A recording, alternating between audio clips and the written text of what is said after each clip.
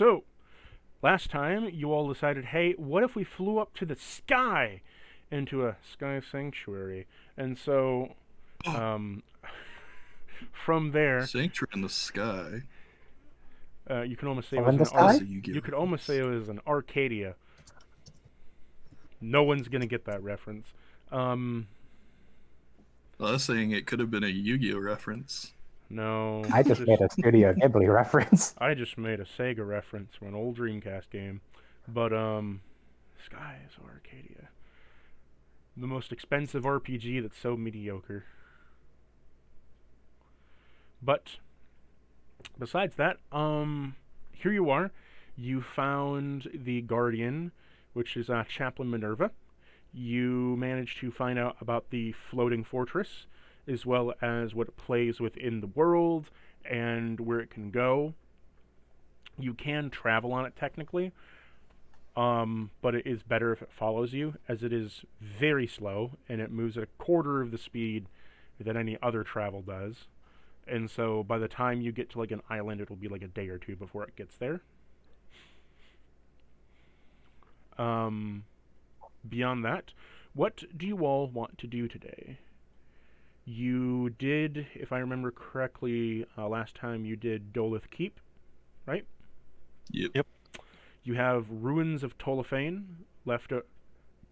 If I look at my thing, real quick Yep, here. we're making our way there technically, but this session's gonna be mainly ring stuff since we said we were gonna alternate between the two. And so you have left. You can visit the ruins of Tolofane, or yeah, the ruins of Tolofane are left as a side area, or you can do, you know, any more of the ring shenanigans and other stuff like that. I remember Sterling uh seemed a bit piqued interest-wise when it was mentioned we could do the dungeon for either Cordova or his mother when we heard that fate would reunite them.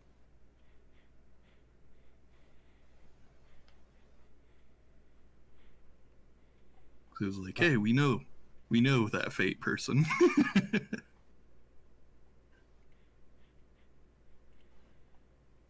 Correct me if I'm wrong, Mr. Sterling.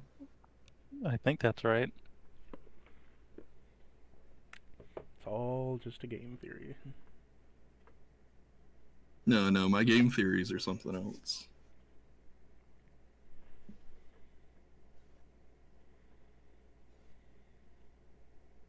I mean, we have the Golden Crown divinations we could be doing. We have Alerce's working out. We let's see. Still haven't done Alerce's or Cordova's Heaven's Gate. We have old bosses we could be fighting. All true.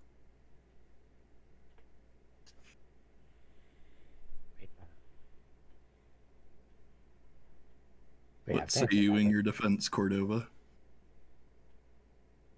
That gif is my only defense.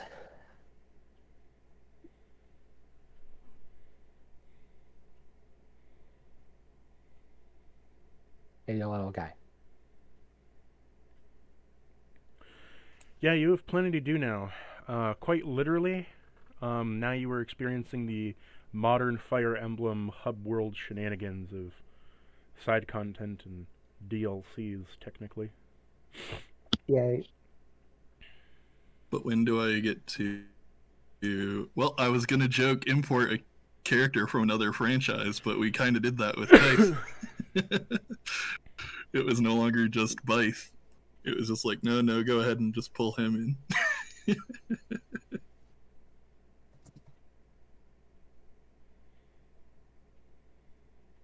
No, we could also do another shadow dungeon thing. How many days until we have a raid? Don't we have I only listened like back, 2 days and I left? think you 3. counted down accidentally. Oh, it was originally, you said 6, and we Yes. took a rest, and we haven't technically rested No, yet, so it'd be 4. So it's every rest. It was initially 6. You had 2 days of travel on the ship, demoting it to 4, and then you took a rest, making it 3. Oh, okay, yeah, you're right, because you did mention 2 days of travel. And each day you rest. So Yeah, makes sense. Okay, thank goodness I did write that down. Ready to share with the class? did you give him his spreadsheet for? Yeah, I sent it at the same time I sent you it. Uh-huh. You never gave me any commentary. Yeah, I'll give it a try. You got a spreadsheet? I tried to Yeah. come up with a wombo combo using what I could see in his homebrew. Oh, Yeah, you made a he spreadsheet for made him on the- what to do. He made the fatal mistake of assuming that the magpie could read.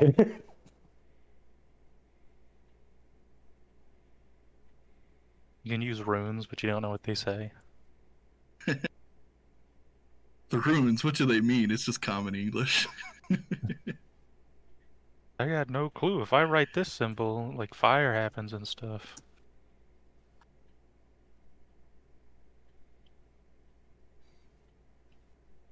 Well, are one of my 2 indecisive party members going to help decide?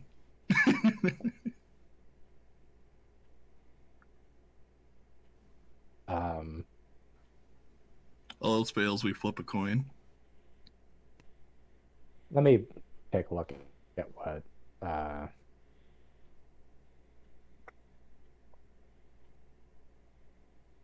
fucking Discord just having threads not automatically open up in full view.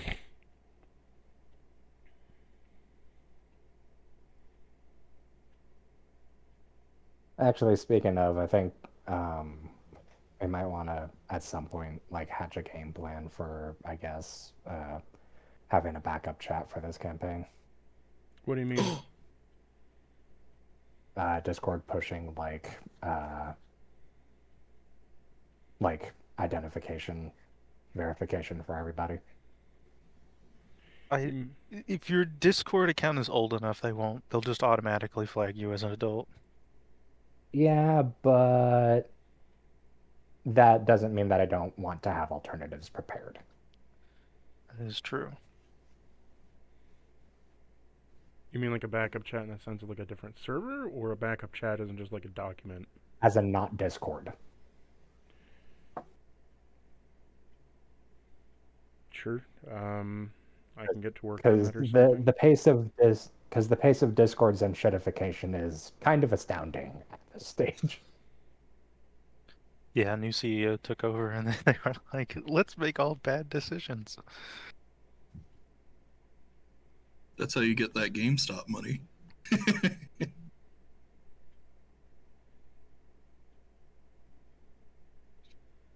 So what app would you want to use? We gotta switch to Skype, guys. We gotta be in a Skype group chat. That sounds like the most horrendous thing in the world. Yeah.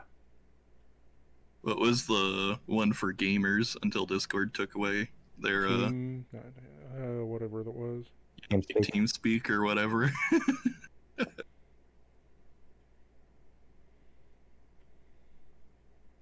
Although I think that has a price tag attached to like setting up servers and shit. Could probably Gotcha, use. so we Well, get into, actually, like... I mean, if it came down to it, could probably use Steam Chat. Yeah, it's nothing else. I was going to make a joke about using a games chat, but yeah, that Well, works too. Steam Chat has a client, so you could use it for a voice call. Yeah, I just find it funny if we are like all in Minecraft or something, typing out D&D stuff. fucking tabletop simulator mod.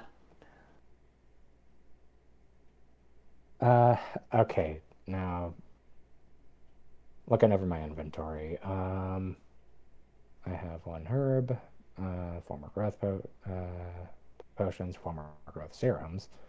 Um, right, 5 titanium pummel potions. I'm gonna just take those. Uh,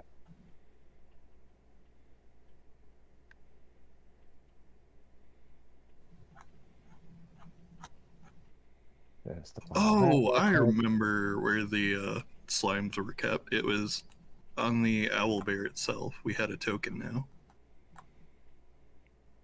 For what? I was trying to find where I wrote down how many slimes I had. And then I remembered you made that token. That's why it's not in Oh, my yeah. notes anywhere.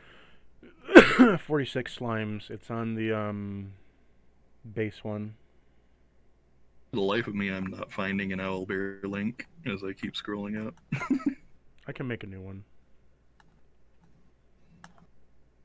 Posting in OOC.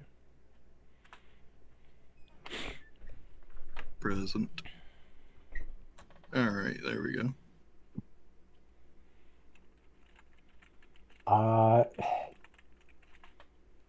Do you want to I'm gonna do we want to do like some downtime activities um like if you think Alyssa is down to like do some herb hunting, works for me. to just make a bunch of I think we need to take a rest anyways. Yeah, we were doing it anyways. Alright, 56 slimes, thanks to my remaining spell slots before we rest. God, that is just...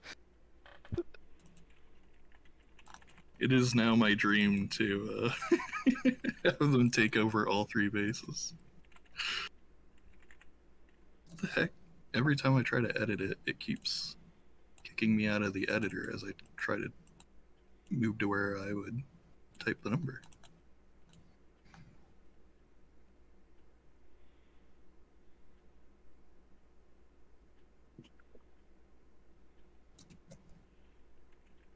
Oh yeah, that's right. Fucking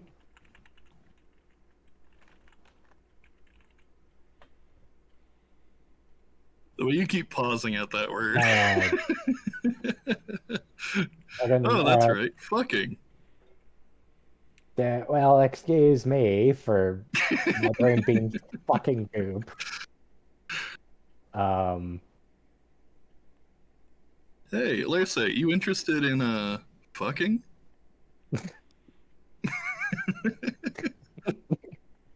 Something like that last time. Um,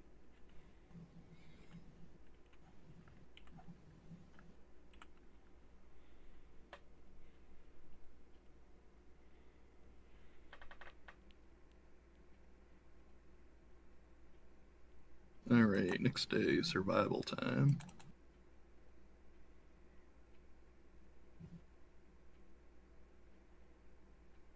I forgot to do the advantage. Oh well. 27. well, If I'm not mistaken, I think you usually just round to the nearest 5.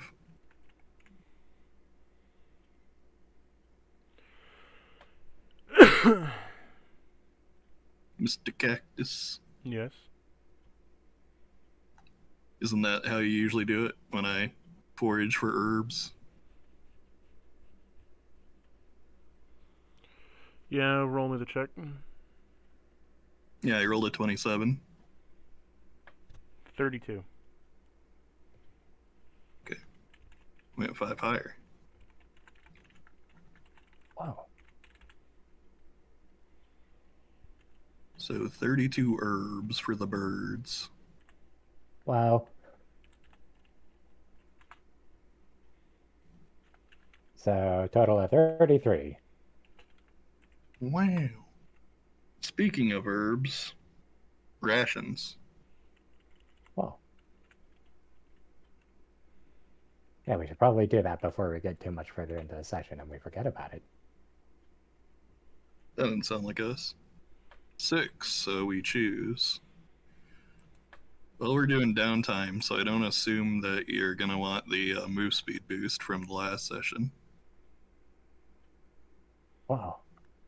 Actually, it lasts all the session, right? I'm not going to roll again, so we probably do want that. Yeah. Yeah.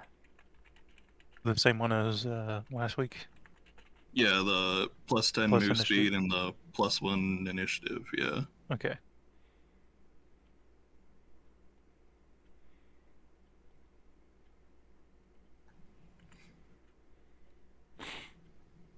Keep on scrolling. Dig, a tunnel. So what are you doing? Food. For my hungry boy. So he doesn't consume the essences of the innocent.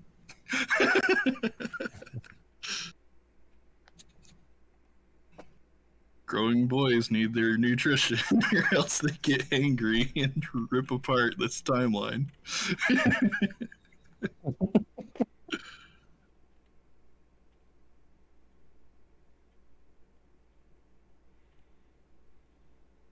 Well, anything Sterling or Cordova are doing during their rest, as I'm gathering herbs and preparing food. Mom. Other than the fencing practice and then running laps. Nothing. I sort of kind of want to ask if there's like any particular like kind of potion that you guys want me to produce for you. What potions can you make? There's wistfully in the distance. So do you want me to just like skip to the permanent ones, or do you want me to go over like some of the temporary ones first?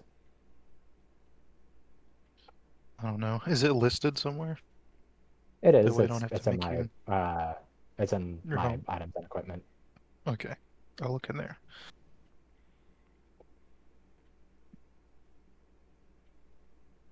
It's under lesser potions and regular potions, and then there's the maneuver potion and bulky potion that I put in. It's actually towards the beginning of the timeline.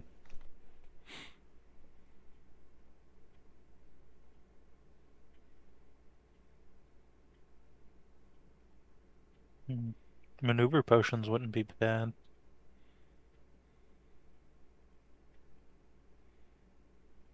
Mom.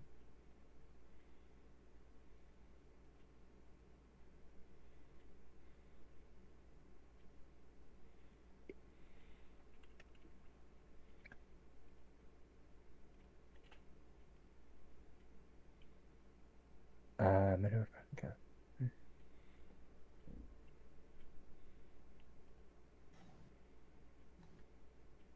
I feel like at some point I just need to Like- consolidate all my dang leveling stuff. Instead of scrolling up and down and up and down. Okay, so quick question on the maneuver potion. The +1 to hit and -1 to damage, like that. Does that have to apply to the same weapon? I feel like I've asked this before.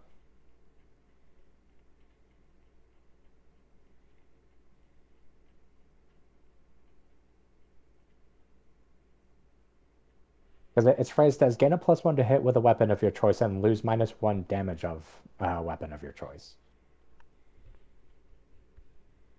So, like, do those both have to be the same weapon, or?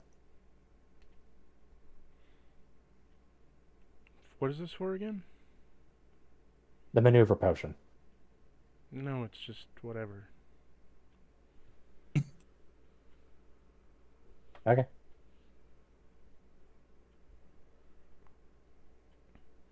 Does it state otherwise? Wait, is the maneuver potion a permanent effect or no? It's a permanent effect. I think. Yeah. Like it's listed next to a permanent effect. I'm assuming that it's intended to be permanent. Read to me what it says again.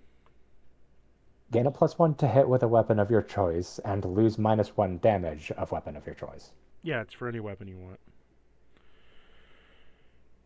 So like you can gain a +1 to hit and then choose a different weapon for the No, -1 to it's damage. the same weapon. Okay, Oh, that's what I okay. was asking. Yeah, sorry, it's the same weapon. It's not like the stat card. So like if you chose Bloody Marrow, you could get a better hit with Bloody Marrow, but at the same time lose some damage on Bloody Marrow. Yeah. You're trading damage for accuracy. Also, I just thought of something we could end up using. Stoat Yeah. for the backup. Yeah. Since it's literally just Linux Discord. Or off-brand Yeah. Discord.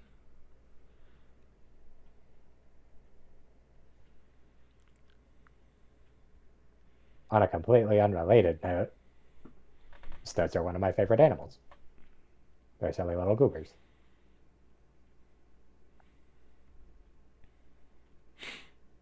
Yeah, Yeah, if it's a minus to the same weapon, then I think I'm good. Uh, if anything, I would probably use it in the event of like me fully dumping dexterity so that like I could still partake in like non-strength based ranged weapons. You know, shit like faulty barrel. Yeah. Actually, that would be like faulty barrel in particular would probably in like on the whole it faulty barrel in particular probably wouldn't give a shit about the like handful of minus to damage.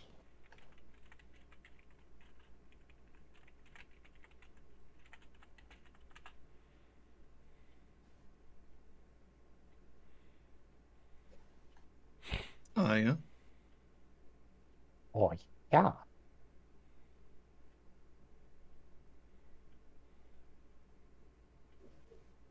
You all hear Um an echo in your head as Keith is noticing the slimes. Ah, amorphous custodians of dungeons the world around. Industrious ye be, unburdened by the same ego that weighs many a fool down to the day of their deserved fate. Thou shalt all continue to outlast empires under my divine protection. So long as I persevere, so too shall you.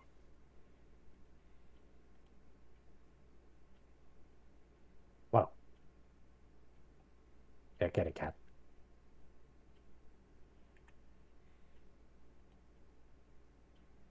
Uh let's see.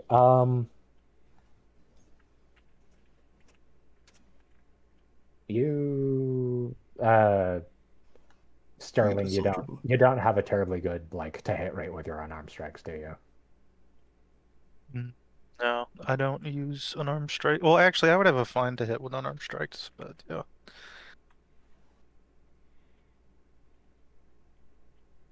You do I? I said I would have a fine to hit with unarmed strikes. It's just that my unarmed strikes is gonna do, like 2 damage. Like are you proficient with your unarmed strikes? No. Like can you be? I don't think so. No, no.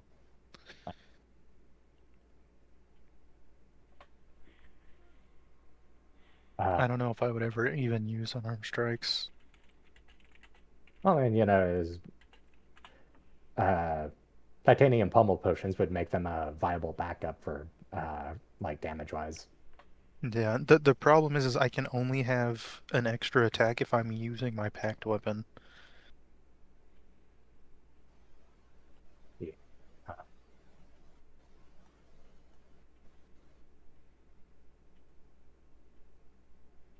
we've already established the human limit when it comes to like uh growth serums and shit. Um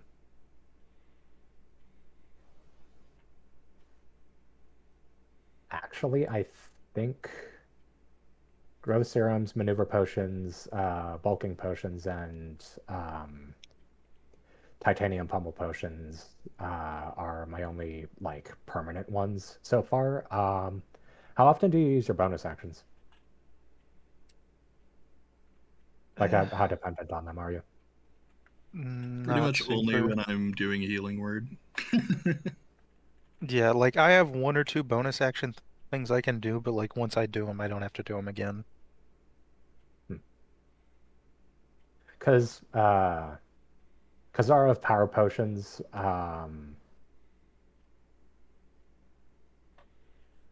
like when you drink an RF power potion, you gain another bonus action for a minute. Like you just have two bonus actions every turn. That one rule that limits spells cast would mean that technically I could do two bonus actions, couldn't I?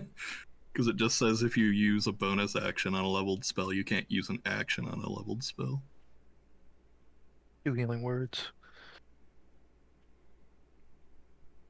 Three of them if I use the scroll that I was given, right? Well, From Tellius, because I think those ignore action economy in this. actually, um, would you guys want me to like, um, how many expunge potions do I have in my inventory? I have two. Um, because possession has been a past problem in this campaign on multiple occasions. Don't know what you Uh, mean. I never get possessed. uh, what would you guys say to me like 21 of the 33 herbs that I have at the moment? I just make expunge potions and each of us carry three. Sure. Sure, yeah, that's fine. Okay. I'm gonna do that. In case we run into any more fae or shadows or rings or demons or gods or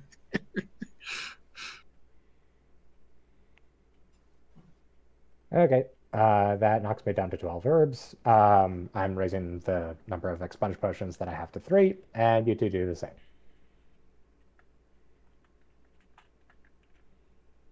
three of them things, three of them things, three of them things.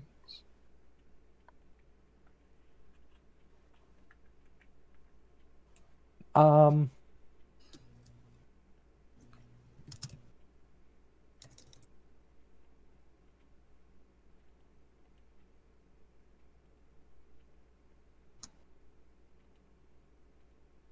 Next gambling night, Alirse betting three sponge potions. Yeah. I guess the question is now, what do we want to do downtime activity I've been wise? asking that question Yeah, since half like an hour ago. Heaven's Gate for lore, fight a boss. We could do the Shadow Mega Dungeon. yeah, fuck it. I'm gonna spend the remaining 12 herbs and do the fucking bulking potions.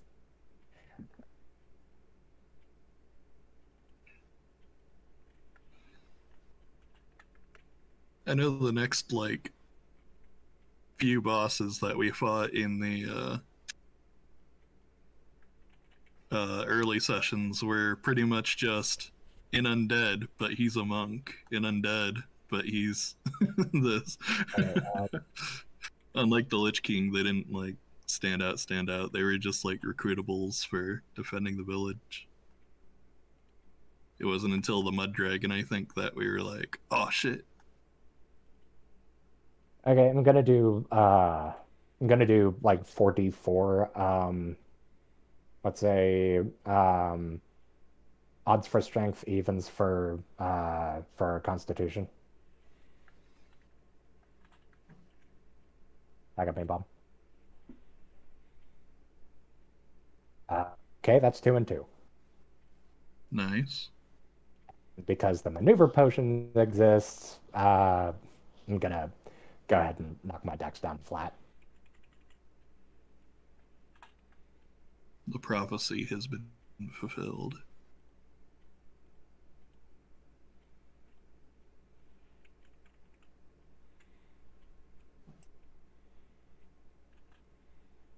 Enough stalling. Tell us your decision, Cordova. What do you want to do this session?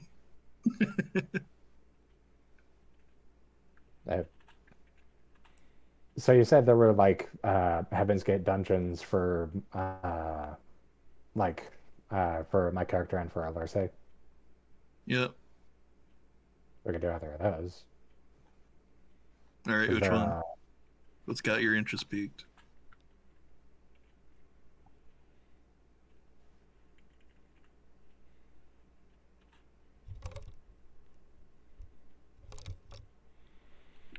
You want to roll a die for that one too? Alternatively, we could fight that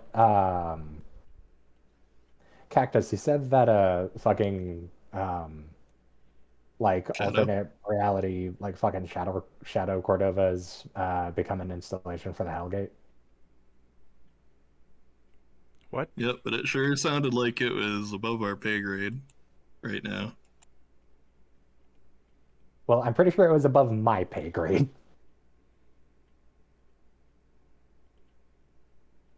It could be a different thing for the party. I mean, it fucking was like if we want to wait on it, slaying the World Dragon and Grima. if we want to wait on it, then I wouldn't object. That's like after you beat the final boss, this is what you fight kind of thing.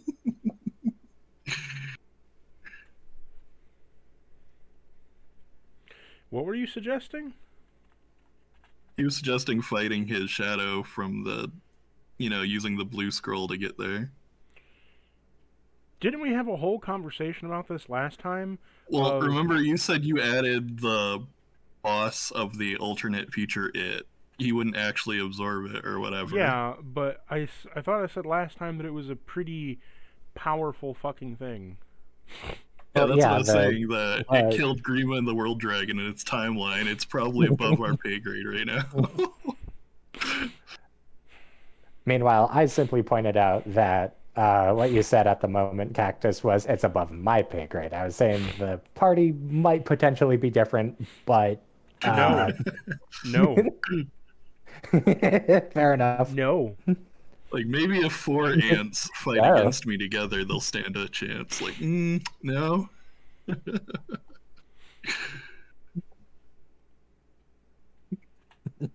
It's just, that's just kind of, no.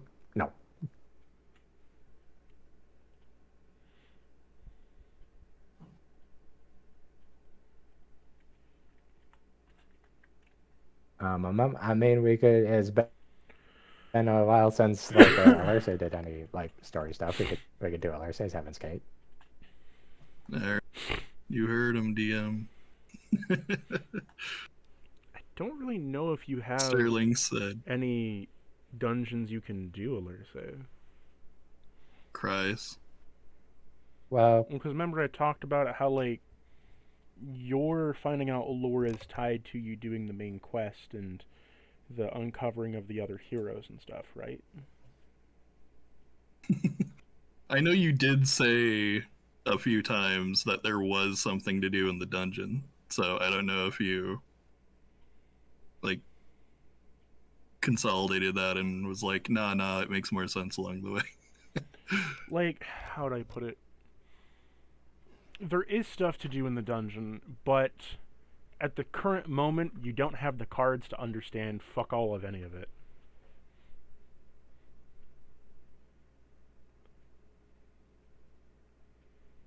I advise against it.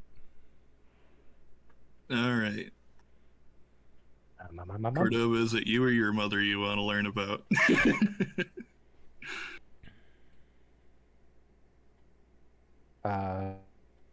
My mom. I mean...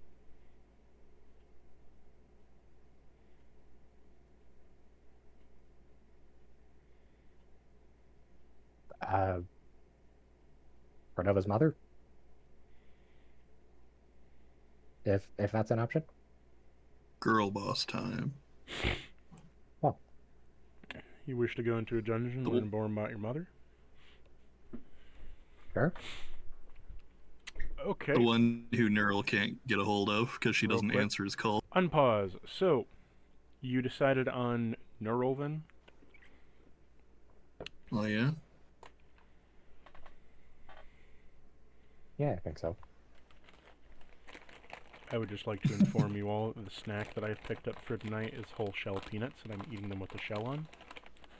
Well, that's nuts.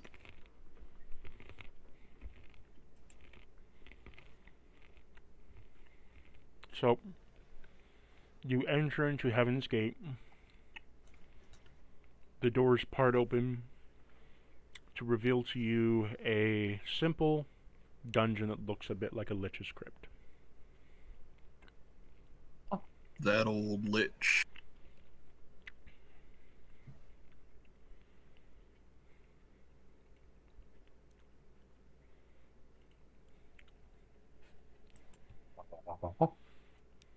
What do you all want to do? I have to attach my token to Cordova because otherwise he's going to walk somewhere and trigger something and he's not going to have my +2. I am going to cast freedom of movement on myself. Because I can. And as usual, I already gave everyone all the fixings, including Longstrider and a bless. Alerce, would you like to Including reveal Tellius. your theory on Neural before we start this to the party? Well, I already revealed the one that I thought he knows more than he says or admits about how the world works. And I also already said in game my theory of him turning the Electrum Feathers to evil, and how he can't get a hold of the mother because she doesn't put up with his bullshit. Whereas the father was more easily turned. I think it did that to the Silver Feathers, not the Electrum. Well, he said he's got business with your family for a long time, and yeah, my character's family is from Silver Feather. Electrum's is adopted. Yeah, you kept saying Electrum Feather, so I thought you were Electrum. In effect, Cordova is from Electrum because he was raised there. Yeah, whatever it is, he knows your family and messes around with them a lot to try and get them to eat souls because he's called it the family legacy. I could be more specific if I pull up all the shit I wrote down that he said to you.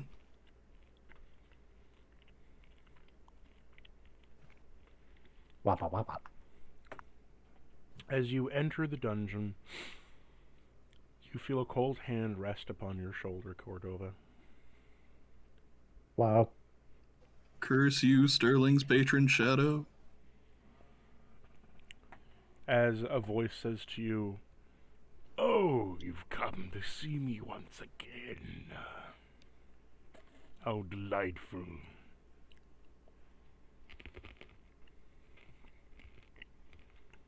Trying to raid my memories for understanding? You could have simply asked my psychiatrist.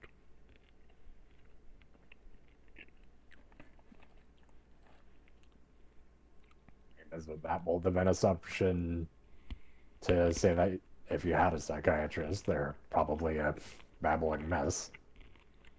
Sure I do. And he points to down the hall where there's a chair and a set of glasses and a notepad.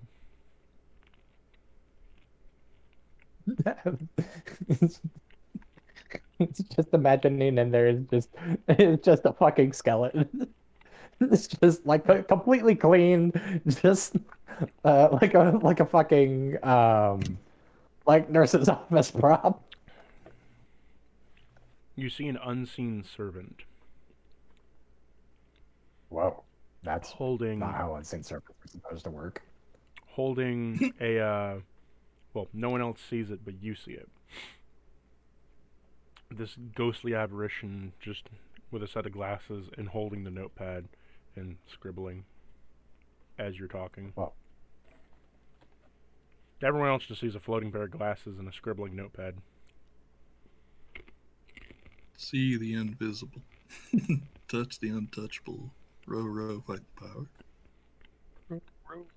Sterling, Oh, you look over to see a large, inky black shadow slinked across Cordova's shoulder. oh. Oh, something we did learn additionally last time was that gods like Neural were mortals who died and ascended. Mm-hmm.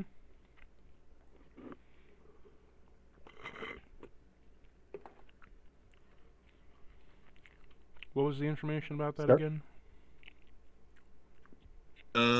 Remember with the rings that Oh, chaplain or whatever her name was, she said when mortals of a certain caliber die, they have the choice of either staying on the mortal plane as an item or ascending to godhood. Yep.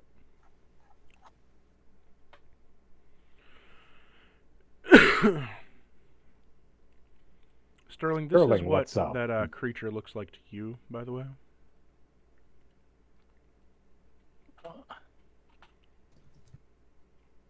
Whoa. Dang, I was too slow. Oh.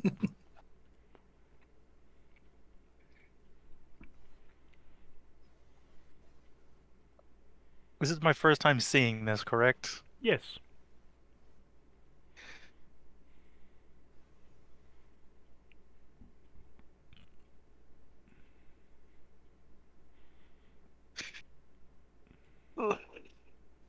Do I point it out or not? Do I just ignore it and act like it's not there?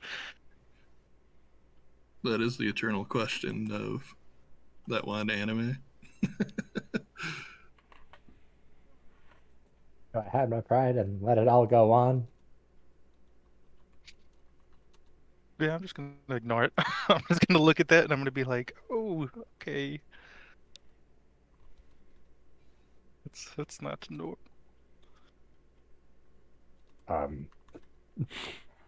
Well, what's up, Sterling? You're giving me a bit of a cross-eyed look. Neural just looks over and Just, says, I think he can see me. He keeps on like glancing at you and then glancing up towards your shoulder and then back at you. He's like, I think there's something on your shoulder, friend.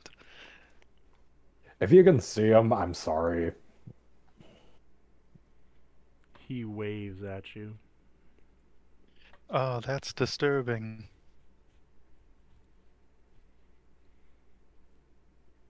Yeah.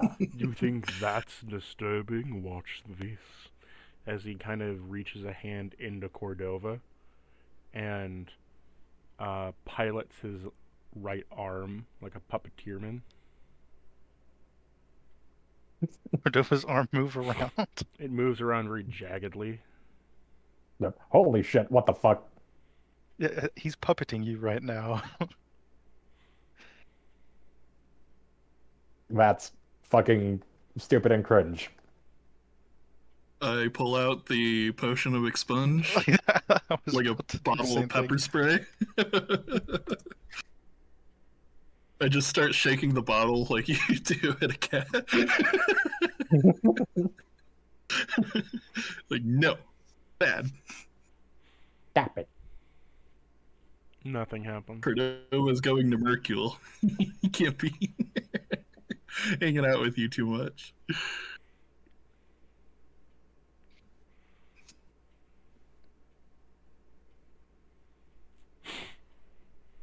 Good. Cordova fucking, like, I guess, like, tries to wrestle his right arm with his left arm. It's like, uh, no, that's some disturbing shit.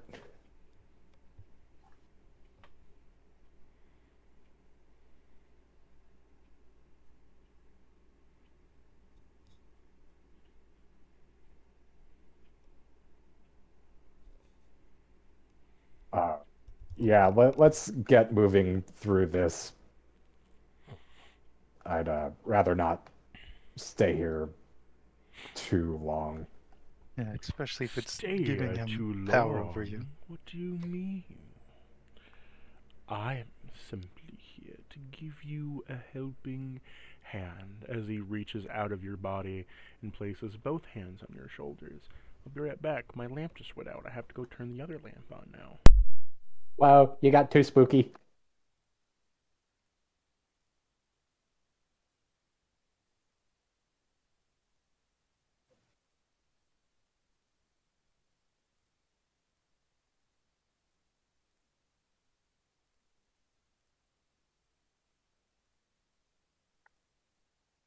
Now, it is interesting because we were explicitly told the one who has been at your shoulder was Sterling's patron shadow. So this is the first time Neuril's actually at your shoulder himself. Hmm. The other times he would just visit you in your head or while you slept.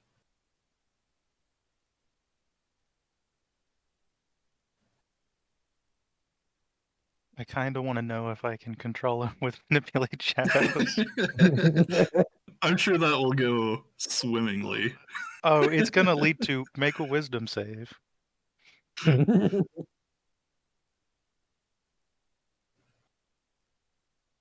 Just start chugging expunge potions. Bring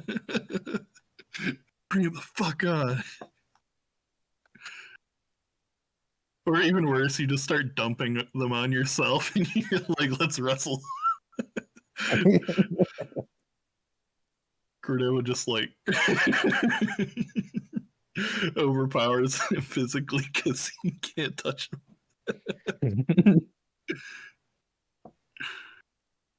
Oh, and I mean physically.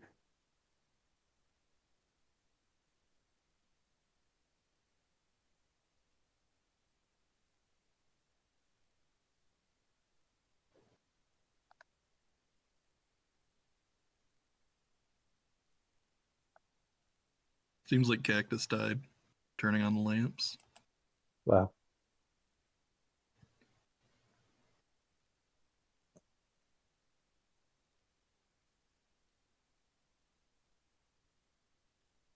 He said, "Don't worry, guys. I feel like I'm on an upswing." And then the Disney cough got him.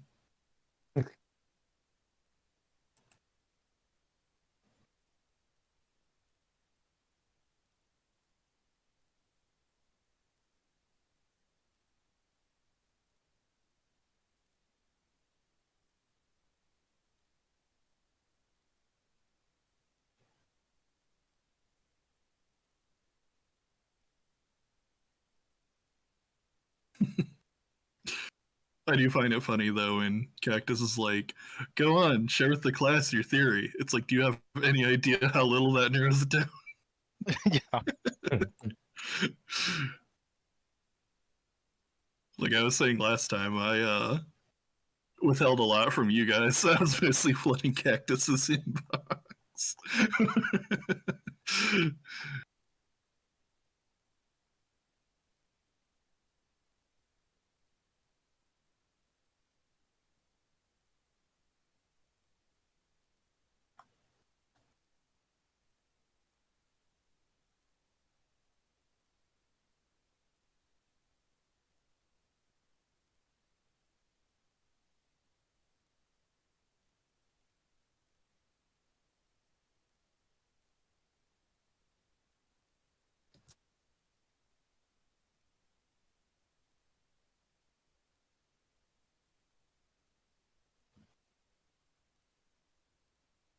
oh dear.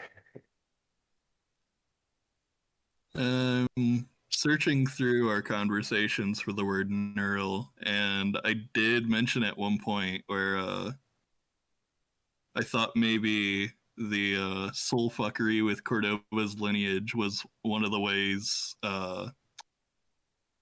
various beings were trying to circumvent certain systems of the world.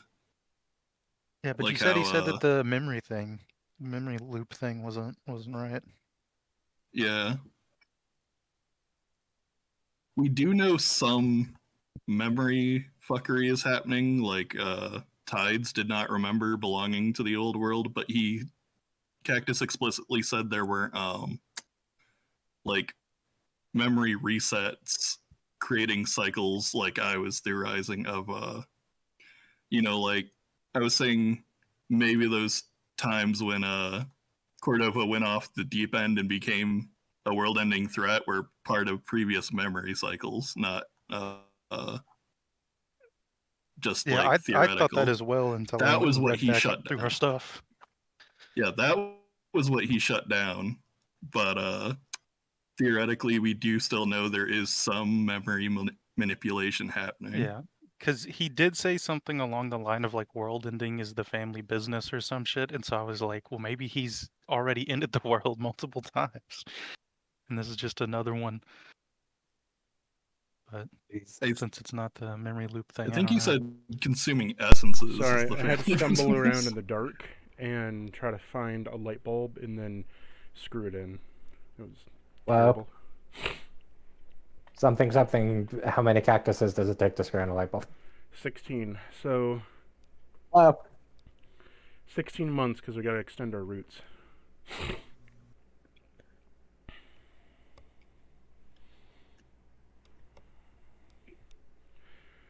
God fucking damn it. Pause. cat. Unpause. Now that my cat's in my room now, hopefully doesn't get into anything, little fucker. But... Well.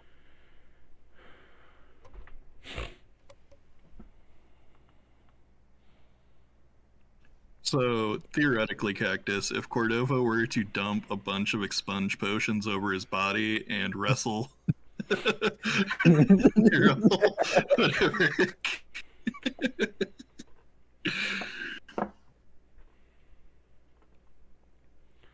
You want to try to wrestle Neural.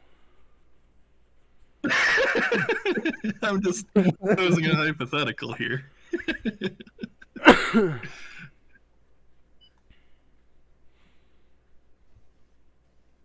You could attempt to.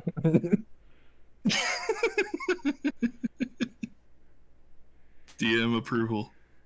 Sure, go for it, I guess. I think that's a generous usage of the term approval. I wouldn't recommend it, but if that's what you want to do...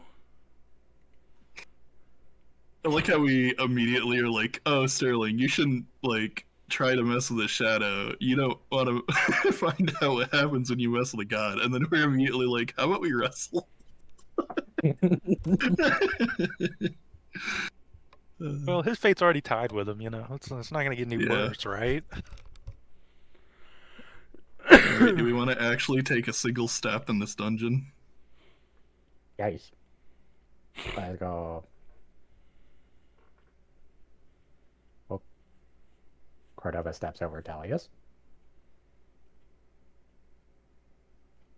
It's not attached to her book anymore. There we go. Oh, Talius is gone. Well, DM took her away. free trial of So Talius ended. you come to the first hallway, right? Yep. Yikes. There's my cat. Just making sure where the fuck my cat is at all times, because he's kind of a slinker. But Yeah, you already jinxed yourself. She's probably going to unplug your computer or something. Oh, you can't do that. He's not that stupid.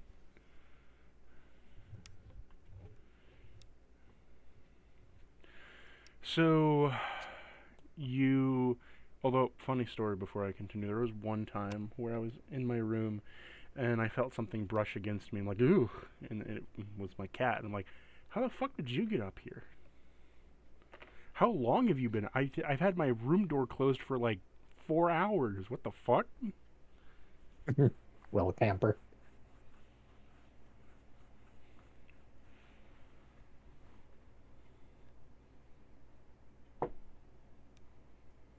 Intruder alert, there's a fuzzy spy in the base.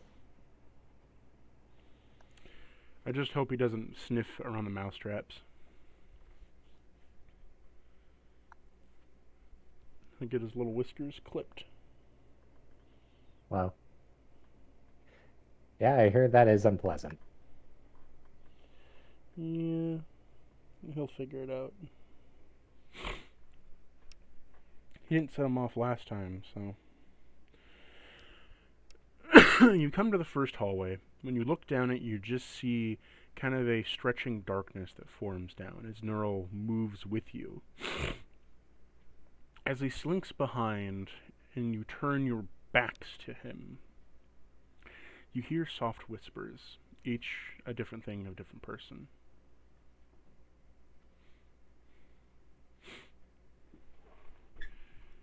So, each of you roll me a wisdom save.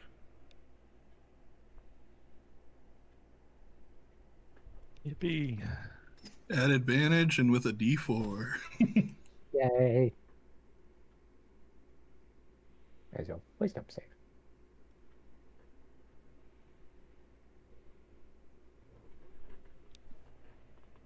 Me and my double advantage.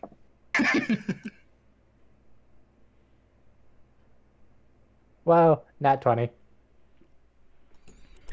Seems like I'm used to his bullshit by now.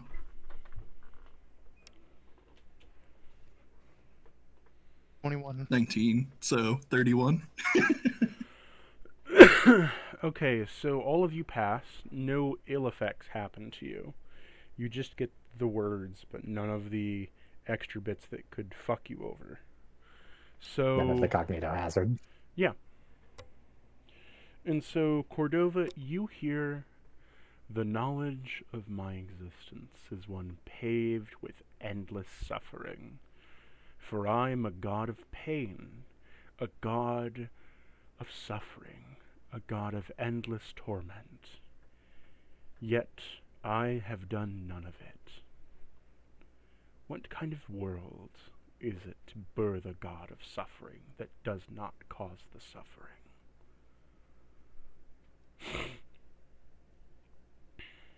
Alerse, you hear, for I was once a god of the dead. They chastised me for it. They said that I was too unfit to do my job, that I simply didn't push the envelope. But when I did, when I gave ambition, I was then created, turned to the villain. For now, all that I am is the villain in a hero's story. And Sterling, you hear, there once was a man with a shield. He did not have a sword. He only had himself, the shield, and another, a cloaked man. They set off to an adventure together, one to discover knowledge, the other to guard his fated companion. One day they found a crystal. As the mage tried to ponder it, the shield stabbed into the way as the demon crawled out, stabbing him. The demon infected his friend, crawling into his mind. He was no longer the fateful defender companion. He was simply a twisted version, corrupted, blood fused to endless chaos, and to all that remained, to all that was said. He then had to watch in horror, the caster, unable to uninfect his friend, and began to lose him bit by bit. Now, I get to watch the rest of the world burn.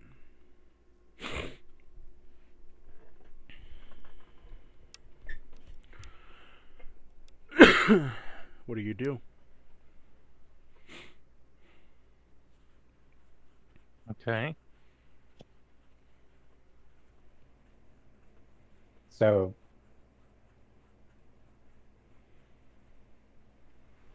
Share with the rest of the class first. Yeah. I assume. Compare notes.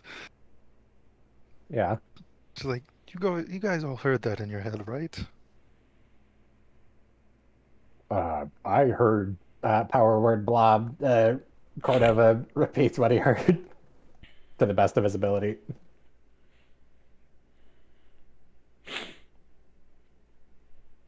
Yeah, Sterling does the same. He's like, "You heard that? I heard something about a man with a shield, and there's a caster, and a..."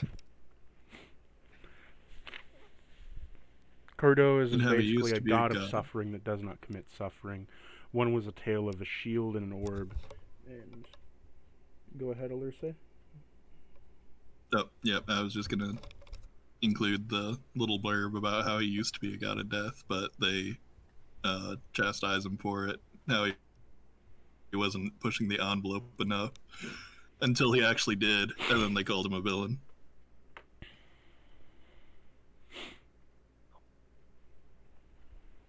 The hull no longer looks dark, gray, and stretched. Instead, you just see a long hall.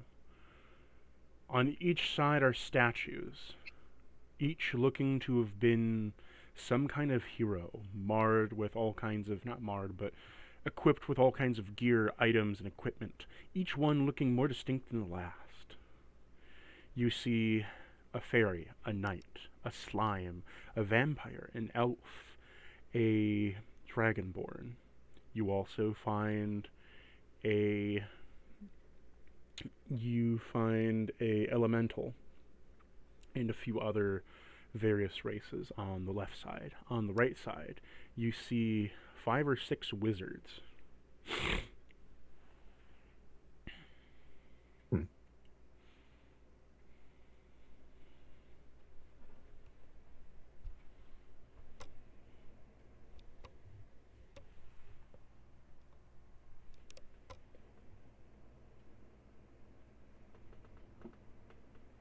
Well, I'll say that my initial reflex for what produces a god of suffering without said god inflicting suffering would, I mean, the only other logical conclusion would be a god whose existence is suffering. Sus. He said the thing. Well, Also, there is a good god of suffering in D&D. well, He's basically the D&D equivalent of Jesus, where he's like, you Well- should be suffering for others and taking wounds for them, etc. well, Even his godly avatar is just like, just skin and bones and full of holes.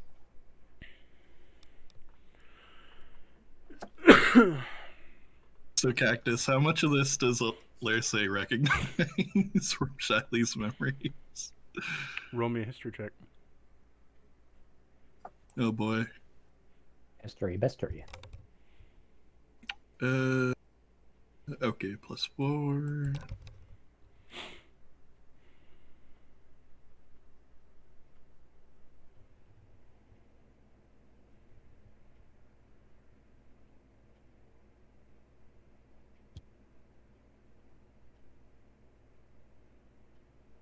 Heck yeah. 23. You recognize the wizards. All of them look rather familiar. You notice one even looks exactly like Shiley. That's what I was thinking. Although the one dressed like Shiley is very skimpy. You How notice dare you, sir? You notice that all of them are a little bit different. There's one that is extremely beefy, having a 6-pack and several muscles and some kind of number of weapons surrounding them, like they're manifesting weapons. One of them looks like a nun. The best way I can describe it is a femboy nun. One of them looks to be like a scantily clasped wedding dress. It's just a skeleton in it, and that's Shiley. And another one looks to be like a dragonborn that is holding a fireball down and collecting energy. You have several flashes of different times within Shiley's memory. Once they were in, she was with this group inside of a cave with several other skeletons talking about faith. Another time they were out in the west in terms of a desert. Another time they were in a sprawling water city hybrid thing. Another time they were deep within the catacombs of some kind of castle. And another time they were kind of in a shimmering world of light and clockwork.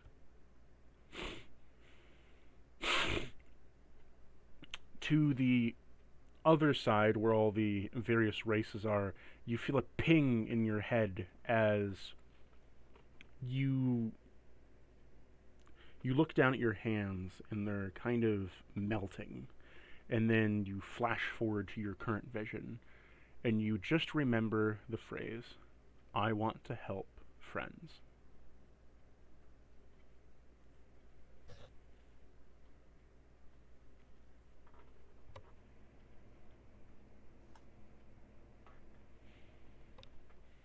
That last bit was still oversight. Yep. Yep. Okay. She will point out the ones, point out Shiley and the one who was connected to Wanda. In out of character, I will point out the femboy cleric one was what I made a joke about a while ago when we were talking about visiting the next country. Well,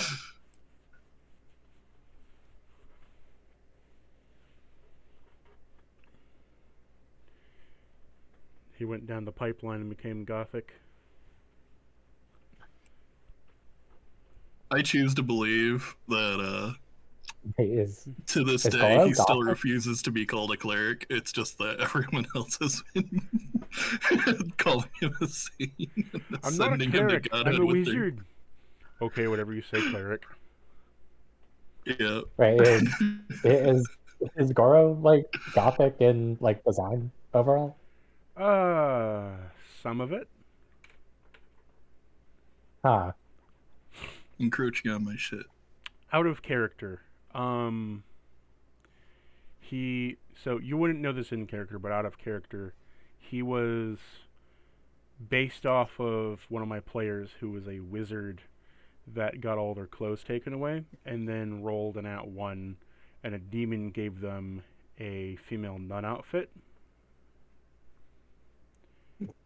And Jeez. so he became a femboy nun, and everybody kept calling him a cleric, and then he just accepted it, and then he just accepted it and kind of just started becoming more feminine. No, that's not the version I remember. The version I remember is he was like, I lost my clothes. Do you guys have a change of clothes? They're like, well, technically we do, but we don't think you'd like them. He's like, just give me whatever. And the running joke had already been that his character art looked like a cleric, and that it was just like, here's the nun outfit. He's like, I hate you all.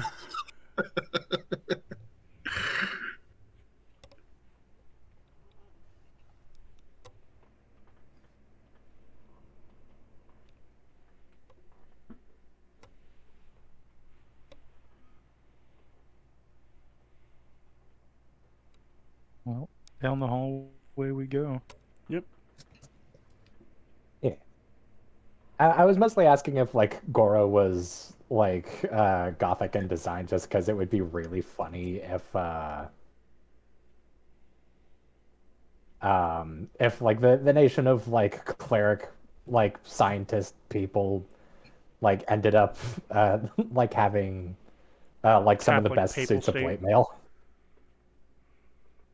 Had what? Had like some of the best suits of plate mail because like the peak of like high medieval plate mail were like Gothic and Milanese sets. Yeah, sure.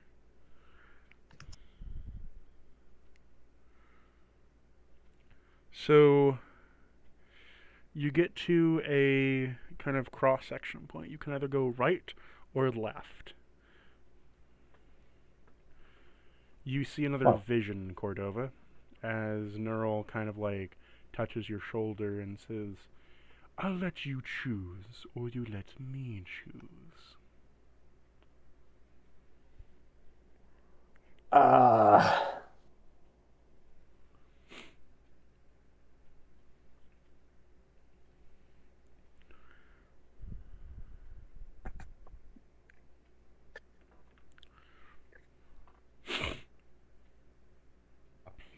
Hey guys, which way do you want to go? He snaps his fingers before they're about to say anything, and time halts. I Fuck said, off. I'll let you choose, or I'll choose. Eeny, meeny, miny, we're going right. Good. And he snaps his fingers, and you all stumble forward a little bit. I can't believe you would do this to me, Cordova. After all the time we spent together, you turn right.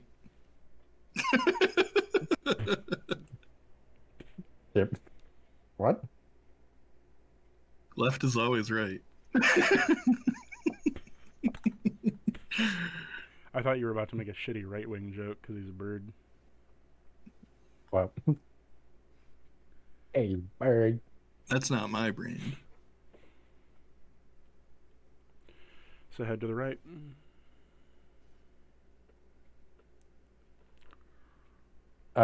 You know what they say, right is always wrong.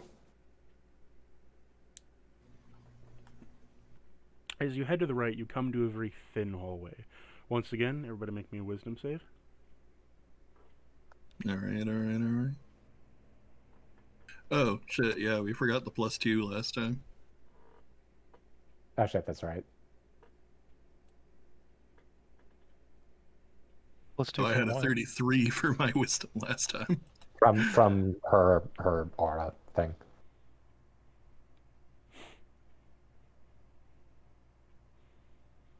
Heck yeah, nat 20.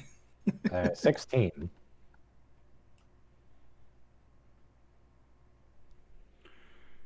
One minute. 24.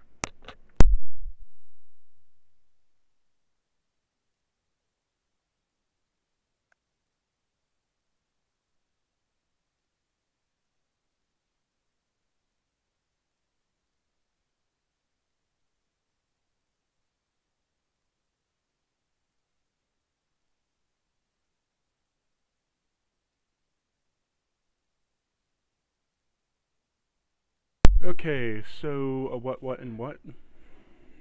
I got a 16. Okay. What did you get, Alurse? I got a nat 20 for a 33. Damn. Sterling? I got a 24. So everyone's cognitive hazards are removed. What? So Is fucking cognitive hazard starts to happen. Cordova just interrupts it and goes, "What?" just fucking shotgun blast. Padoom! It goes away.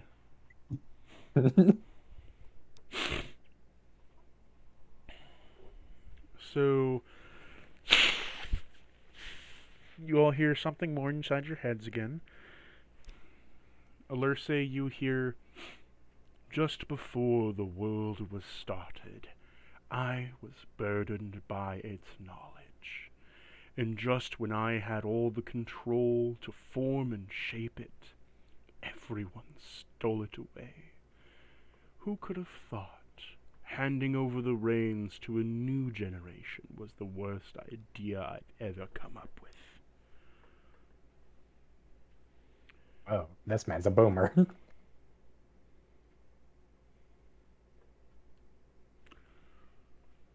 Cordova, you hear, at first, this was a land of paradise. And then they started to doubt me. They didn't believe me. And when I gave them the perfect cycle, the perfect world, everything one could ask for, not without strife, but that was obtainable, they turned me into a villain and drove me out. And Sterling, you get the vision of a world in ruin, cascade filled with fire. You see a mighty dragon raising from the magma below, shrouded by brown scales and orange, its eyes tinted blue. It spreads its wings that cover the whole world. It takes one breath, and the whole continent is annihilated.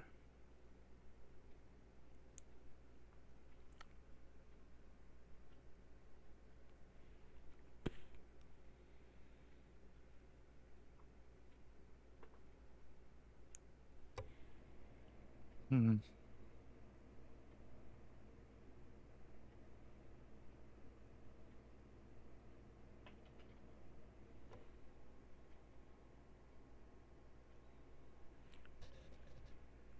Now, technically speaking, the lyrics did mention splitting into three, but did not explicitly say all three were the three dragons we know. Hey, Hurricanes. What was split to 3? Whatever preceded the world dragon in Grima.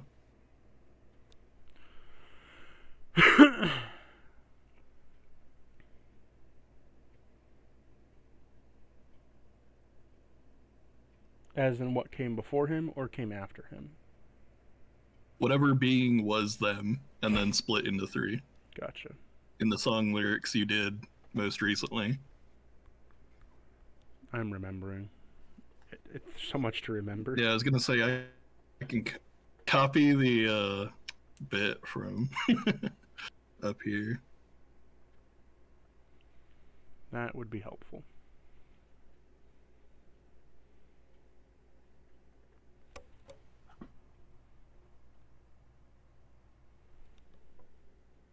Didn't look like I pasted it in here for you guys. I'll have to copy it from elsewhere.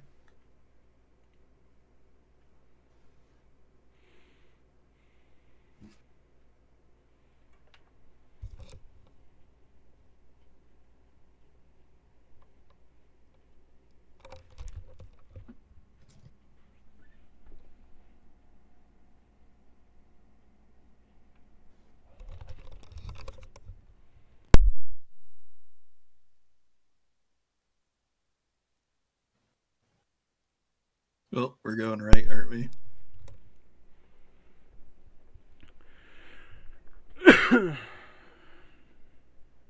Yeah, we're going up. So, as you eventually get to here, the room splits again to the right and left. Well, right is a dead end, but left isn't. When you get to the split, you are given a choice, Cordova. Fucking. Okay, yeah. Cordova's either like fucking just like laying down, squeezing in here, or he's just fucking like falling over As you like the walk hallway. through the walls, they shift and move to your size. That is profoundly weird. You are offered right or left. Right is a dead end, but on it is inscribed the insignia of a door, written in runes. And to the left is an open hallway leading into a room.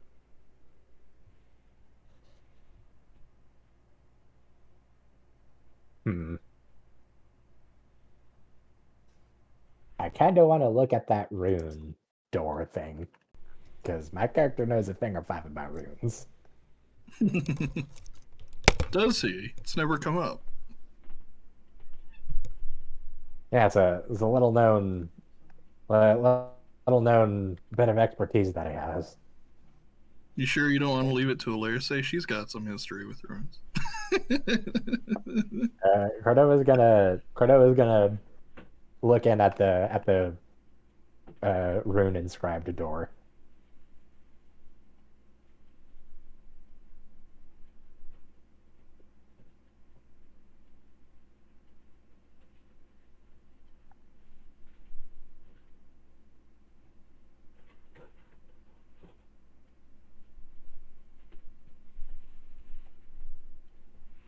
Wappa wappa.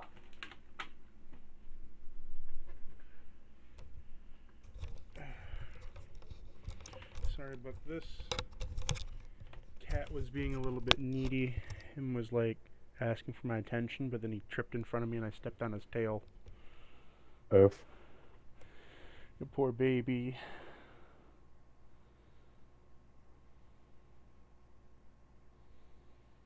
Poor Goober. Poor Goober boy.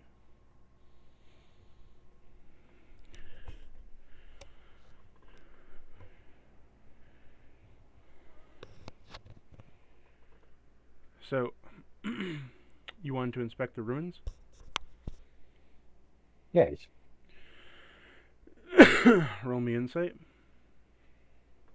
Wabba wabba. I have advantage on that.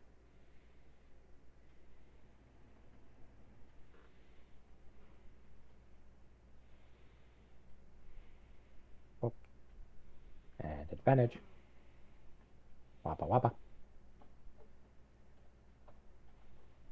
21. Nat 22. Oh yeah. Third it's a one nat so 20. far. Damn. Yes.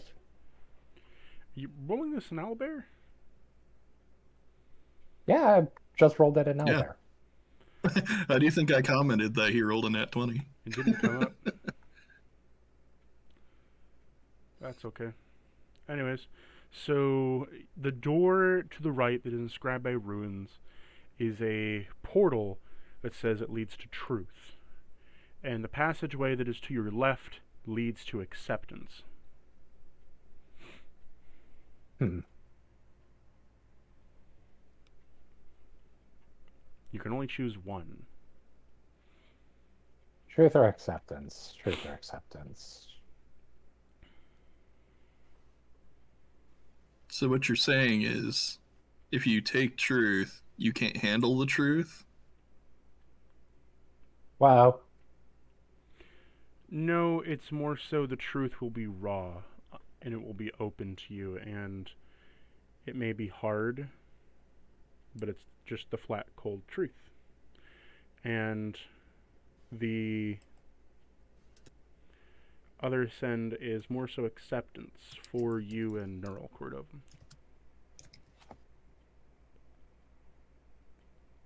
Hmm.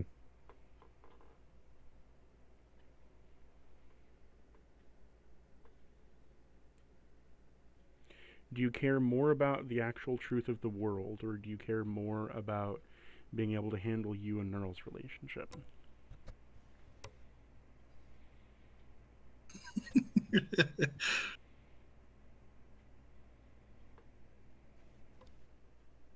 Does he still have trauma left over from telling the Withering King no?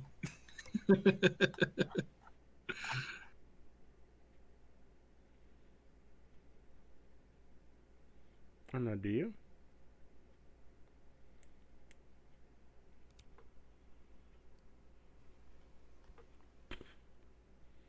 Hmm. The choice is yours alone, Cordova. I know it's hard to make choices. Yes, especially when things are incredibly vague and I have no fucking clue what the ramifications are long term. I mean, if they're both equally vague, then there's no wrong answer, so. Fuck it. Look at the truth. You are I bet I can shown handle it. you are shown in heaven above. This heaven is surrounded by clouds and is in a landmass that you are currently on, where you can see yourself surrounded by the shady clouds of pink, blue, and haziness and all around you. The ocean below you, while it is water, is that of clouds in the makeup of souls that you can see swirling in a slurry below you. The central hole that is in the bottom of the ocean, you see the slumbering dragon, that of a skeleton, stuck with a sword inside of it as the power only grows. The water that is being dumped down that hole is then slowly falling down. As it falls down, it hits the ocean, touching down like a waterfall. This bigger, larger ocean gives way to a landmass covered by darkness and void. Bones and corpses scattered all around. A dead husk of a world. Completely dead. Kingdoms, hundreds of them. Legions of men rotting to bones and ash that are given yellow and gray. The land and continent that you are in is literally, in this scenario, floating in the sky. It is literally floating within the sky of this segment that you can see. And below on this cascading land, you see there are two figures duking it out. One covered with red and a cape that very similar to the one that you have that is on you. A vampire cape, coated with leather, fangs, and crimson light that cascades, rupturing, ever amplifying as the thunderous cracks get louder.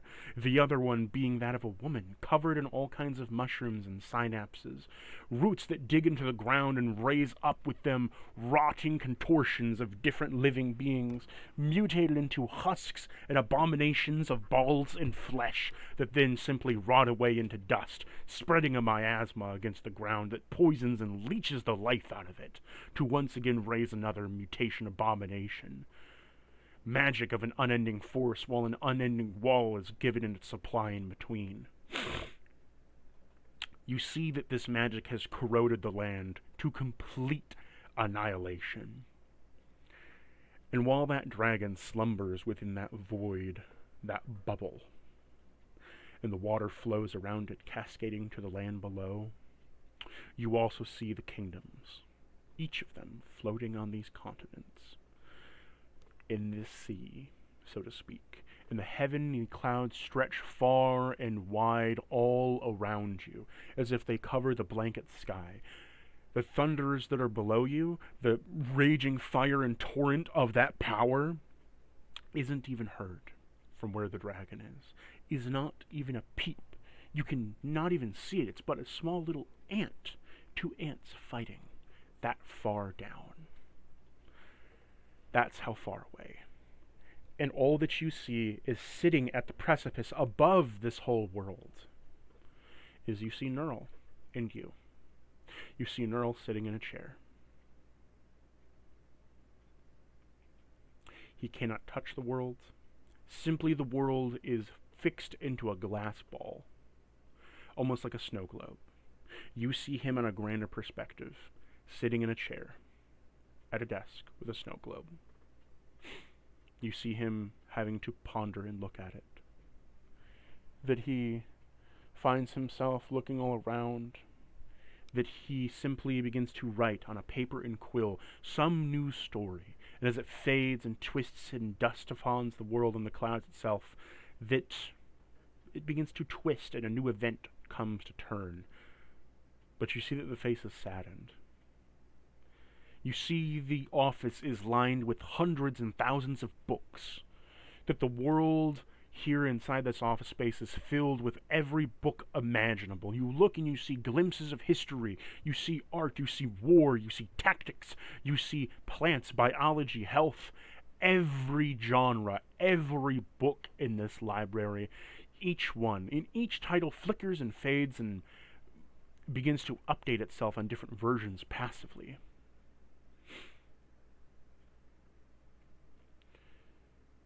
And you simply just see Neural sitting and watching. The man that is sitting at the desk while he is writing, you notice the writing simply gets crumbled up and tossed. And once tossed, you see that paper then turns into a bolt of lightning that strikes down into the clouding world as it cracks through the minutia of all the rock and all the stone, then amplifies itself into a thunderous giant nuclear bolt of lightning as it comes hurling down at the land of darkness below. Between all the other ones, it's hardly noticed, but on its own, it hits the ground and blows a mile-sized chasm into it.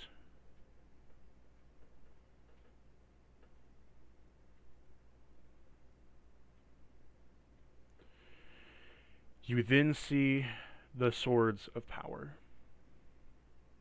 You see where their pin locations are, vaguely anyway, the stars that are there aligning and shining, and you see that their power is rooted very deep into this land. You see that surrounding it is a layered, netted chain around the dragon.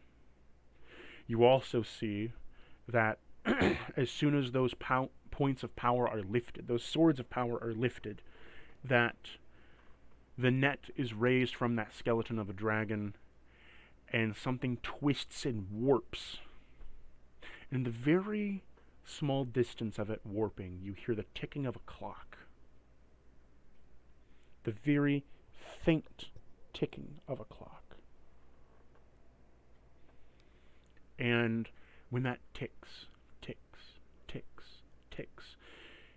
and a singular thought comes across your brain, what is it? Oh man, I don't fucking know. I've been trying to wrap my head around, like, trying to keep up with what you're saying. What is your singular thought? You have 30 seconds.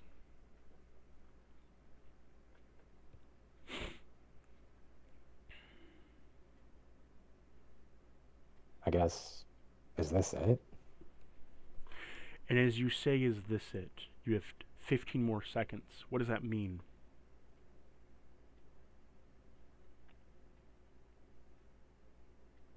Is that all that this is going to come to? And as you hear that, a whirl of mechanical gears begin to cry out, as all of the contraptions, as if you were inside of a giant engine, roar into life, as if everything, the lights shine brightly as the clouds begin to turn into a whirlpool, and that ticking goes rapid. You hear a gear begin to turn wildly. And as it begins to turn, the nets that are these points of power begin to wrap tighter on the world as they infinitely expand in all directions. The light shining over, and as all this whirlpool of clouds begin to simmer and expand, you see that multiple continents begin to rise up from the land. Multiple new pieces rise forward as it stretches out, expanding. Bit by bit, you hear the clumps and the cracks of the rock begin to rise up. Mountain ranges, new civilizations expanding forward. And as this gear turns faster and faster, the clockwork getting harsher, you begin to see mutations, new wars splitting, new kingdoms rising, new enemies falling, different calamities rising forth, as you then see from there, in the very background, the darkness as it splits open, the sky rendering heaven, the darkness shattering on both sides, expanding out to an infinite divide of walls of white. A centerpiece, a center figure walks out, holding its hand, a golden crown, completely yellow robes, tendrils that slip and divide between the cracks and seams as things begin to mutate. Monstrous calamities coming from these cracks and seams that descend upon the world and completely engulf it within new wars, new decades of strife, new bits of destruction. And as more kingdoms rise, it gets stronger. The battle fuels more. The continent continues to expand. As it gets larger and larger, the conflicts become almost nuclear in scale and size. And once again, you hear another voice, and another one, and another one, and another one. Not you, but asking different questions, different wants, different availabilities, different things. And this gear, it begins to turn, not faster, but it begins to split as if it's after images in both directions, right and left, after image, after image, after image, as new bits and pieces of these questions get answered instantly answered, as if a granting of a wish. And as these come into bloom in existence, you notice that above all of this expanding land of clouds and seas and oceans, that above that is a singular eye. An eye that opens. And upon its opening, you notice that all of those instantly granted wishes, thoughts, commands begin to twist, mutate, and morph. They expand with each other, and they collapse in on each other and mutate in something wild between the two. And almost like branches of a tree that begin to sprout into an endless void of forestry that is so thick you can barely stick a hand between the trunks. Your question rings out again. Is this all there is? Is this it? And as that question slams the gear back together, everything shunts, expands, and explodes. And all you are left with is a man sitting at a desk. You see him get up from the desk and open up a door. And as the door opens, you see about 8 or 9 different figures. Those 8 or 9 figures that you see there, They are beckoned in. The man is smiling with his face. As he lets them in, they all disappear through the door as he shuts it on the horrific battle that is going outside, that is the same that is in the world of the shadow below. He closes the door, click. And after closing the door, you see above the land of shadow, the world of the clouds begins to form and shape itself. And as that form and shapes, you see him sit back down at his room, at his chair, and you begin to hear the screams of millions die. And then time warps forward to where you are now.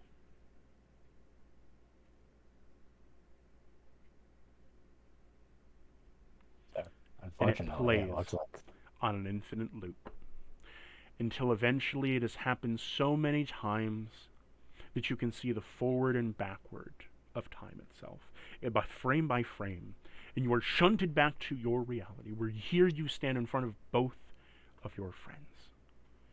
And as you are shunted back, they get the same vision that you have done to them. Within the matter of a single second of you touching and closing the door, all of that happened. And as all of that happens, you are warped back to the Temple of Fate.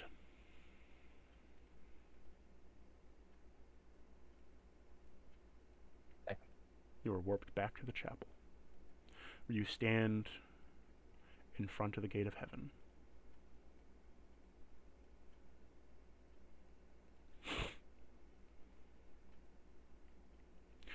And just as you are about to touch the door to the gate of heaven to enter it, your hand touches it, and you are finding yourself back here again, but the gate shuts.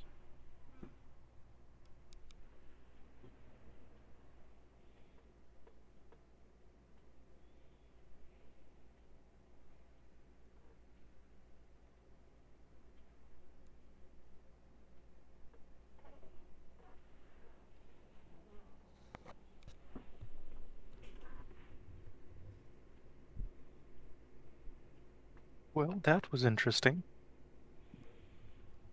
it's a little depressing. Leslie is already on the ground. She's like, I need a minute. You have Wow. gotten the truth revealed to you.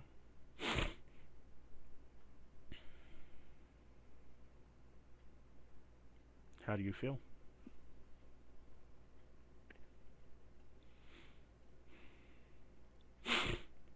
A little depressed, really confused. So, maybe I couldn't handle the trip. Because I'm gonna spend quite some time picking through that.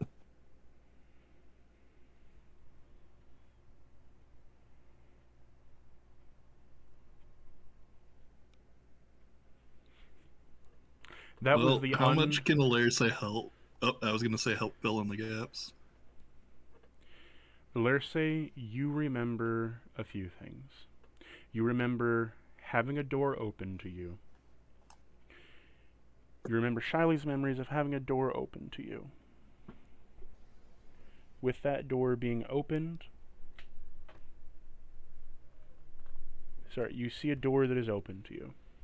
When that door is opened, you see that a man stands before you, covered in scales, wearing a suit and a tie. You enter through the door, along with all your friends. The door closes. Before you, you see a group of adventurers. One similar to the ones you saw in the corridor. Almost the exact same. And then the door closes and everything fades to white.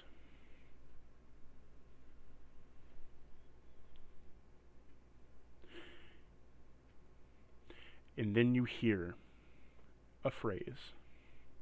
I can no longer help my friends.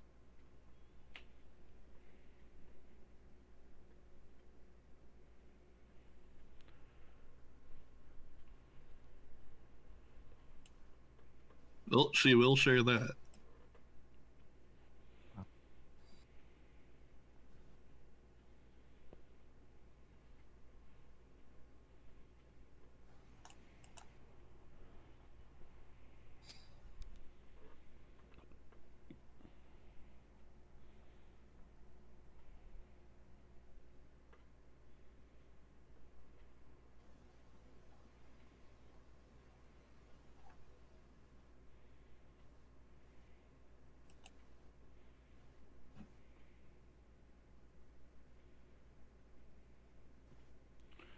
So what do y'all do? Hmm. You still all reeling from that information? I'm definitely trying to piece together which parts my character would prioritize. Because to me, I know there's a lot of things that it's like, oh, that connects to this, but it's like, what's my character actually care about among all that? Sorry, man. My brain was already like soup at the start of the session. Got to do what I do and just listen back to the recording again once you Eh. can Yeah. process it a bit. This is the raw truth. And it is not the raw truth from Neural's perspective. This is the raw truth of the campaign.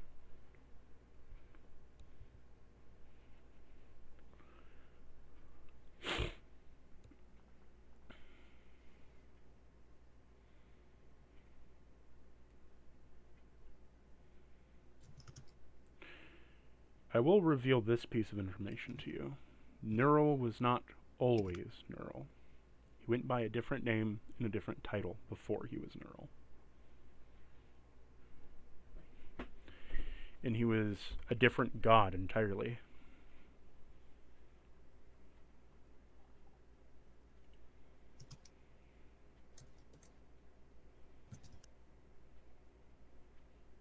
Well, that also connects to something that my character. Text me about it? Oh, okay. I was already texting something else, but I'll text that first.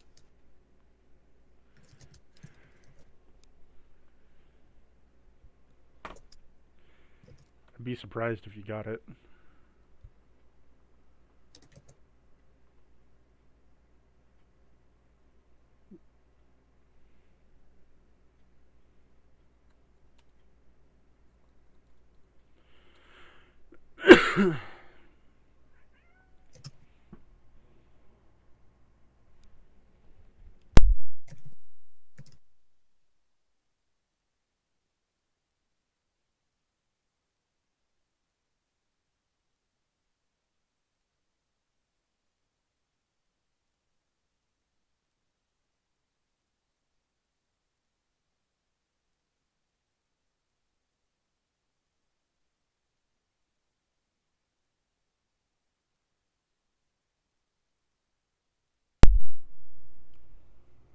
My cat's just staring at me. Well, What you need, buddy? Huh?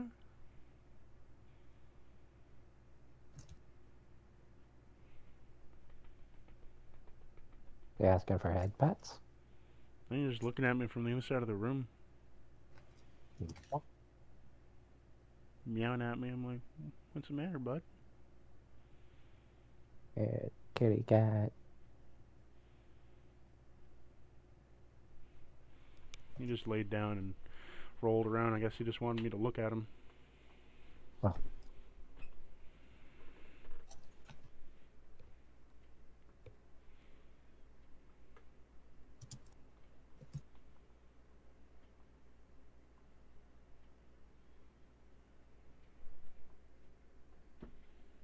Oh, he came over for love and snuggle. Come here. What are you going over there for? You came over to love on me. Come on.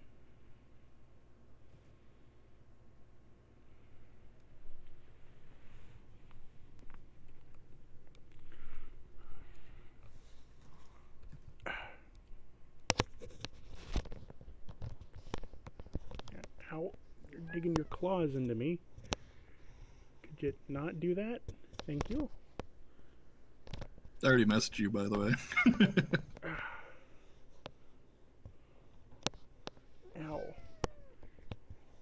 Regal? Please stop. Thank you.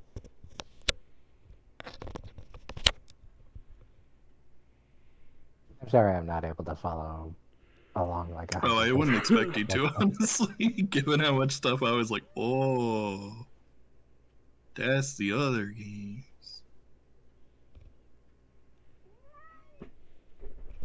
I'm pretty sure that's what he meant by, like, the raw truth you wouldn't be able to piece together right now. Pretty much. Kind of like what he was saying before, how we don't have all the cards.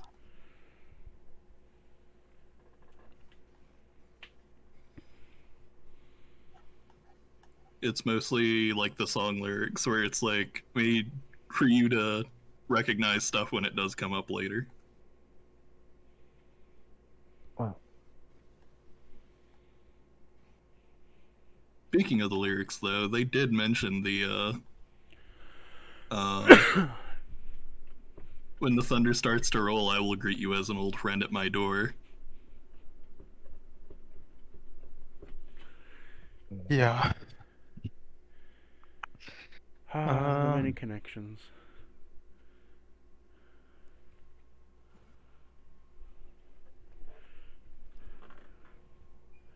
Careful. Don't get your paws touched by the rollers. Yeah. Also, the little song or whatever that my patron sang me you were talking about, where he said he split into 3, is also the one where he gave me the token, which is one side a cracked Yep. shield and the other side a bloody sword, and there was the vision with the shield guy. And Don't forget the everything. 2 sides of the token are silver and electrum, so that makes more sense now that I know Cordova is for the silver. Silver. Because I was like, Oh, assuming it was a yeah. sterling thing, because sometimes when Yeah, it's not mercury, it's silver with him. but it's a Cordova thing. It's made a bird. That makes so much more sense now. Wow.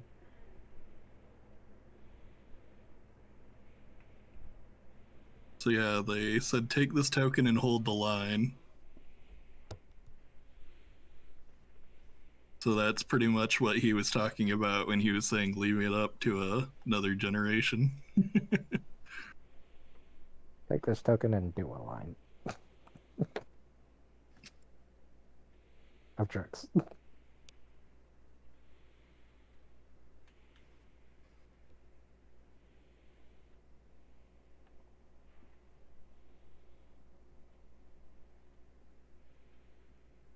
Lay down, Regal. Come on. There you go. Honestly, most of what I was able to parse and like the main reason for like the full like phrasing of the question was like, is it just like a giant like fucking cycle of cataclysm? You're thinking too small. From cataclysm we came, to cataclysm we shall return. Yeah, and he did say that the Electrum feathers are like surrounded right now on the defense. So the crack in the shield could mean like their current predicament, where their defense is failing. You were thinking way And too it can small. also refer to the person who had a shield. When Nero Yeah. was talking about the person with the shield and the wizard. Where are the silver feathers at? You are both yeah, right and you are both right and wrong. the phrasing for my question was referring to like fucking like whatever multiversal shit was being implied. What do you mean multiversal? Explain. I assume he means the 2 other worlds. With a fucking like reality expansion thingamajaggy, just like further expanding into a shit show of cataclysms. Like, well, I guess that is all there is to it. Oh no, that was the gears expanding to grant wishes.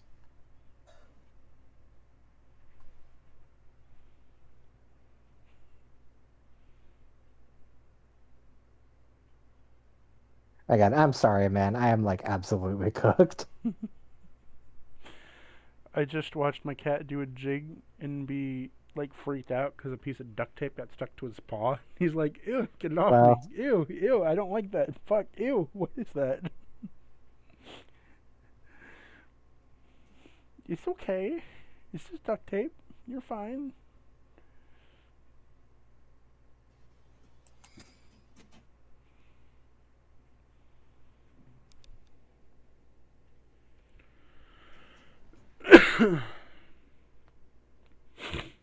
To answer your question, yes, there is multiple universes at play here. Does that help? well, then that wasn't the question. The question was whether or not it's like all just an endless cycle of cataclysm. Um, I mean, it's a D&D campaign in each one. Shit has to happen. so Oh, yeah. far, it is But like that's what my character would ask.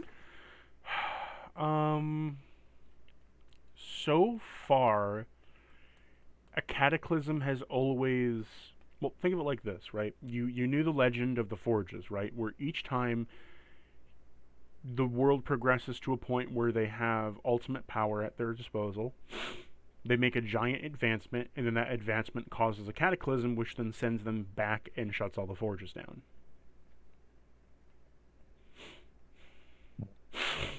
Right? Yeah. Didn't you say this happened 3 times? At some point, you gave us like a solid number, and it wasn't as many as we thought. No, there's been 3 wars, but there's been a lot of cataclysms. I thought you said it was like the forges reset everything like only a handful number of times, once Yes. every few hundred years. The forges have reset the world in terms of reset, air quotes. They've had their ascension. Yeah, thing technology level, but not everything else. Technology level has ascended to that point 3 times. There has been 3 great wars as well, but they're separate from the forges. And there has been also a great number of cataclysms, as Sir Tiny has told you. Yeah, the cataclysms were like the dog pile of bad things that kept happening mainly around Nosh that you told us about when we were in the Saltspire library. And then with Sir Tiny again. Mm-hmm. Sir Tiny's caused a lot of shit, man. He didn't cause all of it. I remember early on you said it was like it was like a powerful lich did something, and then when they finally took that guy down, it was a rift to the abyss or something, and then they took them down, and then it was like a world war, and then another one was I think the devils were like, we have our chance now. Like, it's pretty much just typical D&D bullshit, where every time you smack down one villainous faction, another one pop up. You And by thought the you end, could kill that one? For I am here with this other one. Oh, fuck you. Yeah, and the Nosh was just like, we're so sick of all this shit, let's just wake the dragon and be done with it.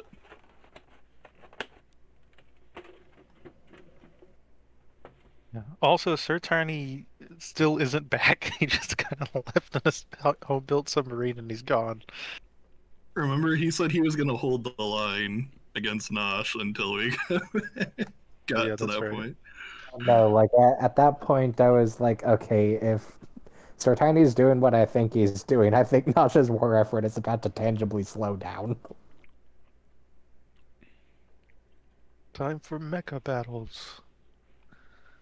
It's just imagine sometime in the future, like fucking Sir Tiny finally is like put before a jury of fucking higher powers. Like, okay, you little shit, let's read out your fucking crimes, and it's just starts going down the list, and eventually it's like, hey, that one was the bird's fault.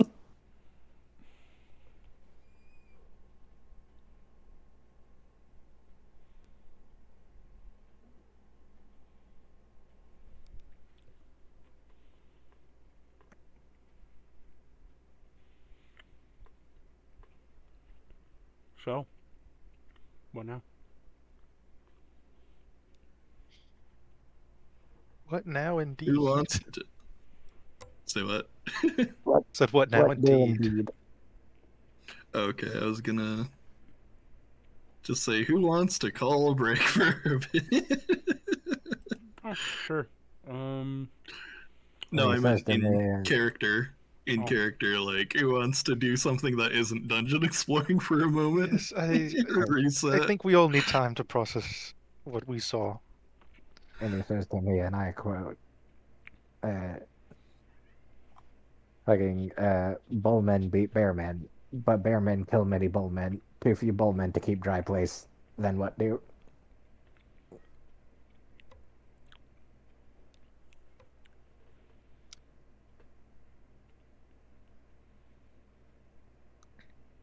Could take a break and think about it, or we could distract ourselves with the boss fight.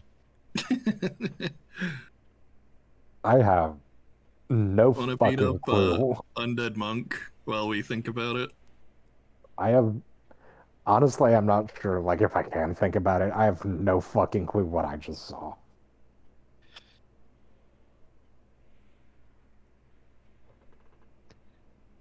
The clues are there. We just can't put them together.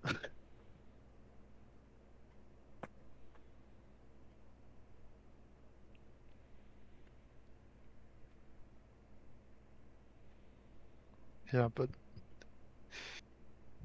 This is cringe and dumb. I feel like, fucking. I feel like I've been given a block set and like absolutely nothing fits in the square hole.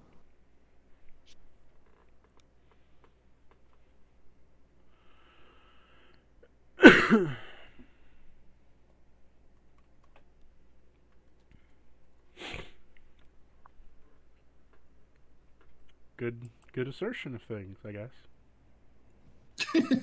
Like, I've gone through all of the pieces. All of the pieces are accounted for. I've gone through the And entire this some roster bullshit. twice. I've gone through the entire roster twice, and nothing fits in the square hole. Oh, there it fits. It's just you don't have all the cards. yeah, we don't have the square yet. Damn. Well, actually, This, you have the square. You just don't know that you have the square. well, It's I even also more can't confusing. say a lot of shit because it's like Alerce doesn't know it. And I don't want to mix you guys up by telling you a bunch of things you wouldn't know. Did I just revitalize some intrigue to the whole mystery of the world? Oh, I already messaged you during the whole thing. I said, oh, that's the good shit. Pump that right in my veins.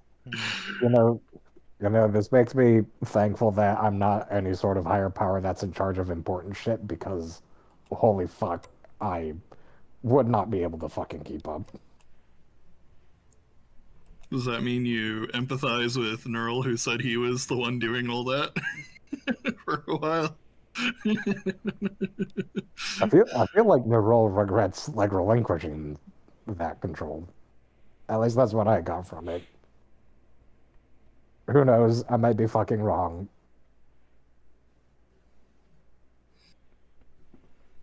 Do you think he relinquished it willingly? Yeah, he That's said he also was fair. forced to. That's also fair.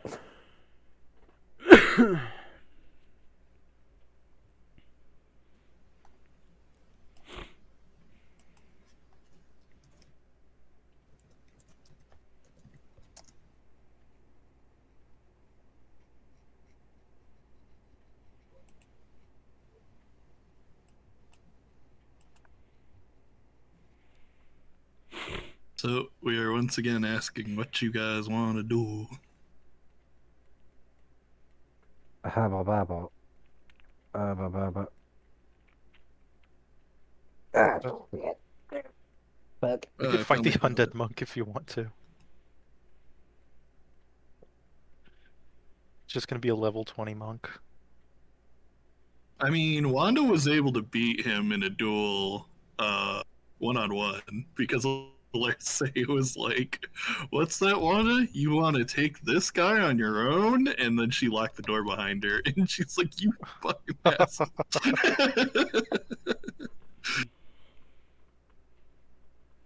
And Cactus was like, "Roll roll deception," and I rolled super well. So the monk's like, "Oh, challenging me to a duel. That's brave."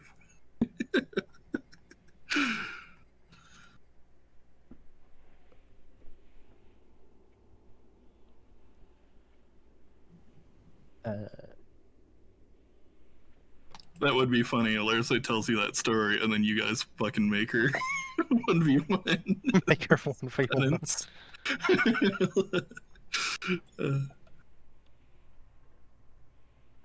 So what do you think, Cactus? It's up to you. Is that doable, Mr. Monk guy?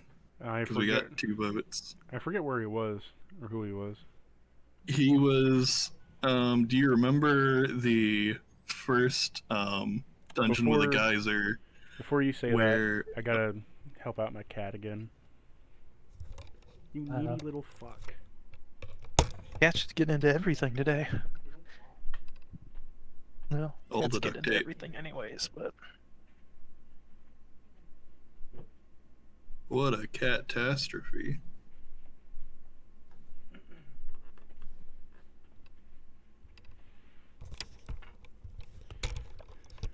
if I'm being honest, someone walked upstairs to ask me a question while I was doing the thing, so I missed a little bit of it. I'm gonna have to go back and watch it.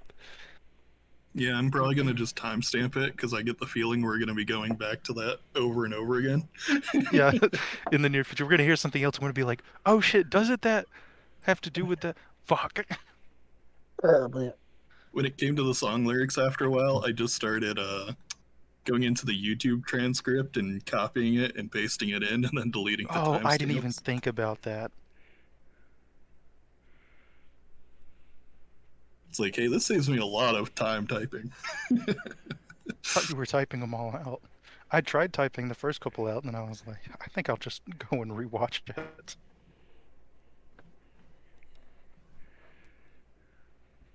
If you're wondering, I got my cat's favorite thing out in the world, which is a pool noodle. Wow. Do you beat the cat with the pool noodle? No. I've seen videos where they like slap the cats with pool noodles. Oh yeah, I slap him with the pool noodle, and he likes to rub on it. He likes to snuggle it, and then likes to bite it. And I slap him with the pool noodle, and he's like, "Hey, that's fun." He also gets really lovey-dovey whenever I slap him with the pool noodle. Wow. It's weird. You're a weird cat. You gonna sit on the pool noodle now? You fucking weirdo.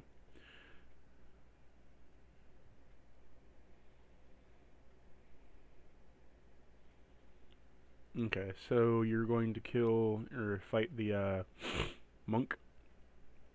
Yeah, so that was the first geyser dungeon. The one we accidentally flooded for a bit. And he was on the first floor.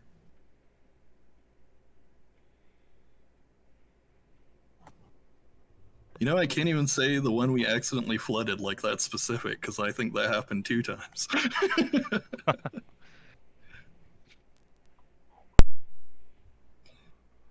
So yeah, we thought we found a secret passageway, and then we saw 2 statues, one holding a bow, one holding a sword, and it triggered a trap that started flooding the dungeon. We solved it enough, but it flooded the main area. Vega couldn't swim to save their life, so they turned into a croc. Then Wanda saved them and carried them over to the one area where the monk was waiting. And yeah, like I said, there was a gate, and Alerse totally threw her under the bus to 1v1 it. Yeah. I'm sure you told us that in character, right? Because you were talking about She it. definitely told you a version of it, and she did indeed Her say it version of like, it. ha, good times, like not realizing that was kind of fucked up. You know what? I might cast Dominate Person on him and then make him only attack you. Just force a 1v1.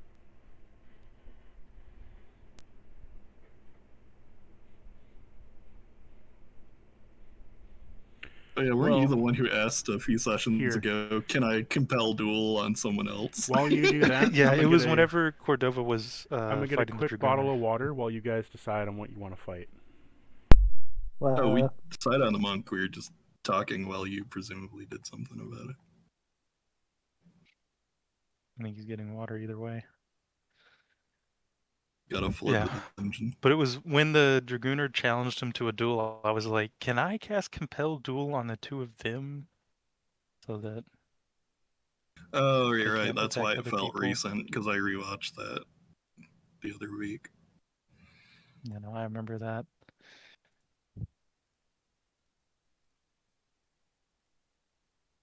I don't really have a lot that can make two people fight.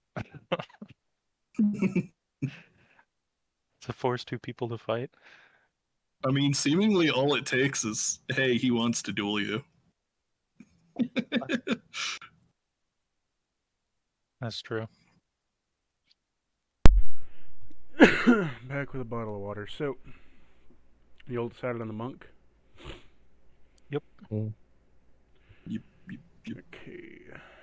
hey. And it sounds like Sterling decided he's going to force the laser. I don't I'm blame gonna him. try to. Let's see what happens.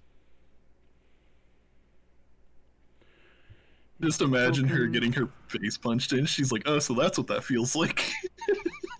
Maybe that was fucked up.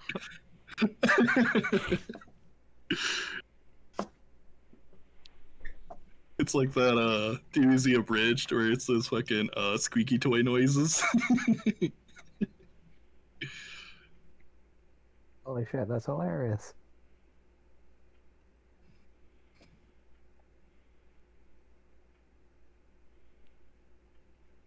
Day 47, I still don't know what to do with my body enhancement level.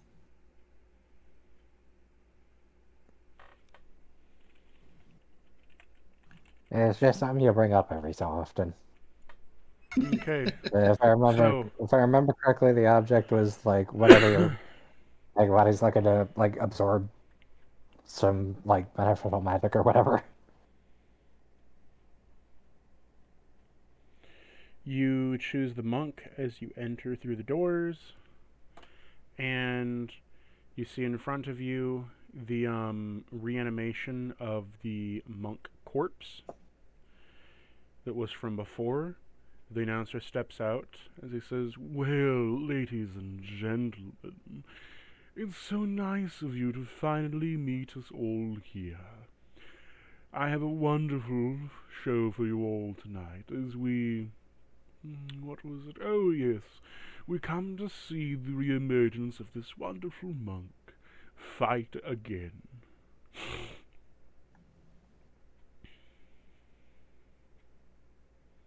Best of luck to you.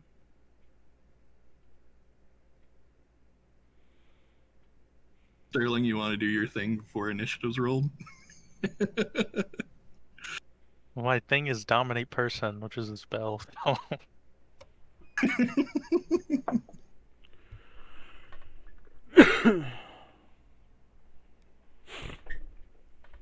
Remember, gang, we got a +1 on initiative. Okay, so he's going first. As this is in turn order. Oh, Let me roll we didn't even roll. initiative. Well, He is going to use his movement to move up to Alerce. Damn, I rolled low.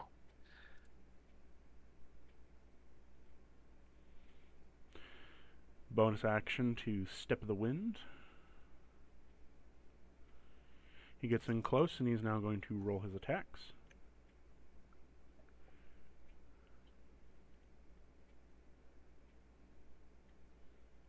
.24. Lich King remembered me last time, right? the enemies like know that they've encountered us before, so they're Yeah. not quite sure why.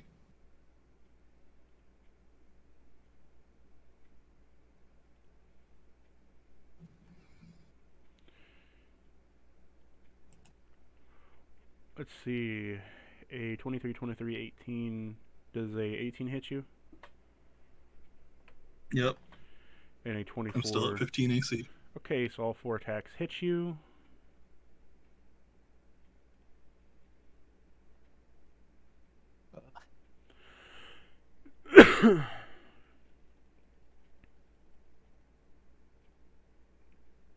Did I have a reaction? Take 56 with lightning rain? damage. Oh shit. That doesn't get absorbed by Cordova though, right? Because it's not ranged. Nope, it's physical, touch to touch. Gotcha. Afterwards, he's going to spend some key points, do Flurry of Blows. I believe. Yeah, I'm gonna activate the Dane ring as a reaction with all these attacks on me. What does that do? It's the one that charges my next attack based on how much damage I took this turn. Okay, those all hit. I just wanted to let you know before you kept adding to the total. Is that what it does? Says find one person, all damage they deal is flowed into your next attack. And the enemy, when it was a shadowy whatever, used it against us, so clearly it can do more than just allies. And their big attack is also you can always counterattack for 1/4 damage to all foes and You next 5 feet of you. take 26 more damage. Alright, so 56 and 26. 82. He's then going to use a reaction of Death's Might.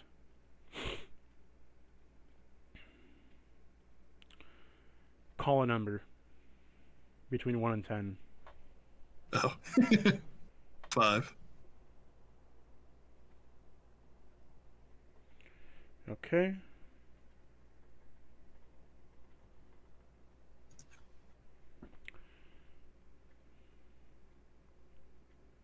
I can't believe it. He got a 5. He gets another turn. Oh.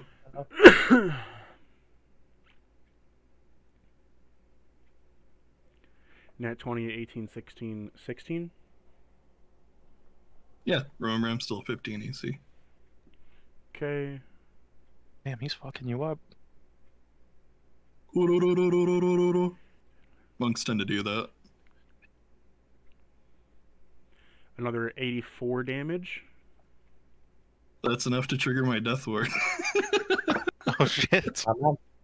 Hee-hoo. Hold on a sec. Oh yeah, you're fucking The reaction. next 2 Flurry of Blows hit. Yeah, I got a reaction. What the hell is that? Take 15 more Mom. damage. Isn't it your It's rune rune stuff? runic shield. Yeah. You learn to invoke rune magic to protect your allies. When another creature you can see within 60 feet of you is hit by an attack roll, you can use your reaction to force the attacker to re-roll the d20 and use the new roll. I want to do that. Also, didn't Sterling have a thing to change enemies' Is that about targets? the big 84 damage or the Flurry of Blows coming to them? Flurry of Blows. Right? It's saving throws. It's not attacks. This only works on what? Sorry, what? I was talking to Laura, say what she was talking about. My reaction thingy. My runic shield only works on one attack. Okay, so the Flurry of Blows then. Flurry of Blows is multiple attacks, so I would want to do that on the big 84 damage. Oh, so you block one of the attacks and it's knocked from 84 to 64. No, um, He was giving the total. I was Cactus giving was. the That's why total. it's yeah. It's 4 attacks. He rolled on his feet, called the Aura of the Dead.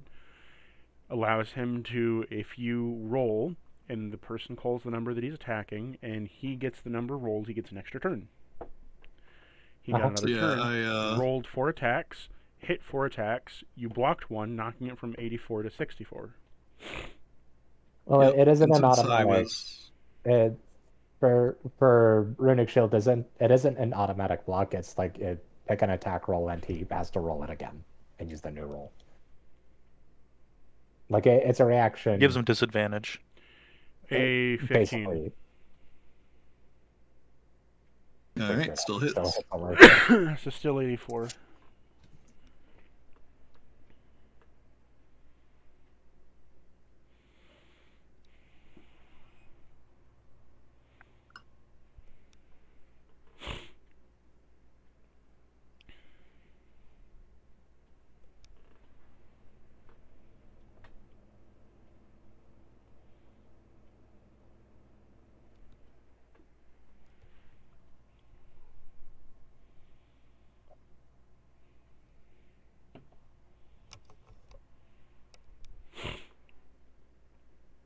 Do you have Okay. anything else? 'Cause I'm already down. It was the flurry of blows that was 14 extra damage. Yeah, and I had gone down to 1 from Death Ward already popping from the prior. So, unconscious. That, and he's going to then, Cordova. Give me a number 1 through 10. Well, 7. Okay, he misses 10. So it is now your guys' turn. Lurse, roll me that death save. Ba-ba-ba-ba-da-ba. Well, at least I get a +5 to these from that one item. Okay, my cat's causing too Anybody much have the chaos. ability I to got a lot of revive her? I've got no healing. I don't die Well, there. You You know don't even at have least healing potions. Tellius gave me 2 scrolls of healing word, and Tellius is technically supposed to be here. I think Cactus just forgot to copy her over since she wasn't Oh, yeah. getting dragged around the dungeon. If Tullius was supposed to be with us in that dungeon, that means she saw the end of ends too. We just completely ignored her.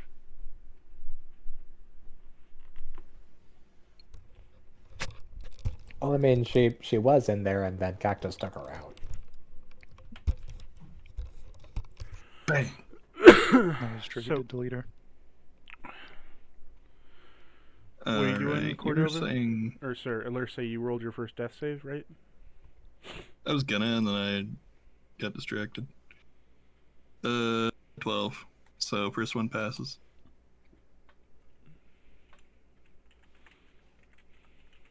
Sterling feels a little bad about thinking about making you fight him one-on-one and then watching you get destroyed instantly. Wow. But then he Okay. stops feeling bad because you made your friend 1v1 this guy.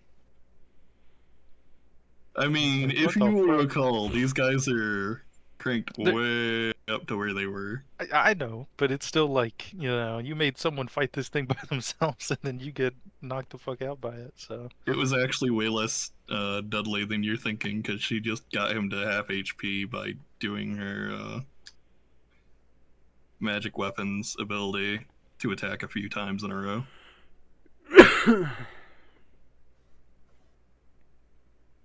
And she was a barbarian, so she took half damage from everything he did. Okay, that's concentration. Am I in melee with the monk? Yes. Okay. Shit.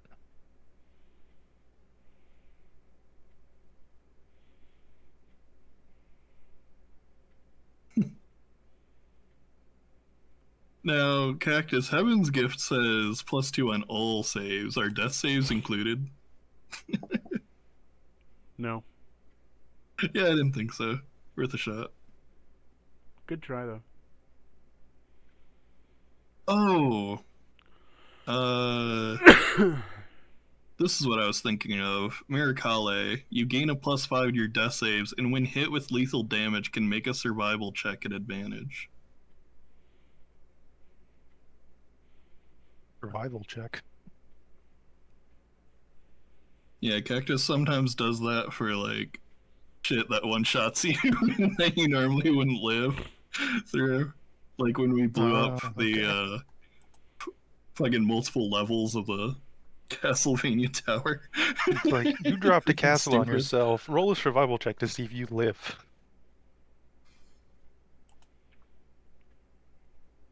Yep. So 23.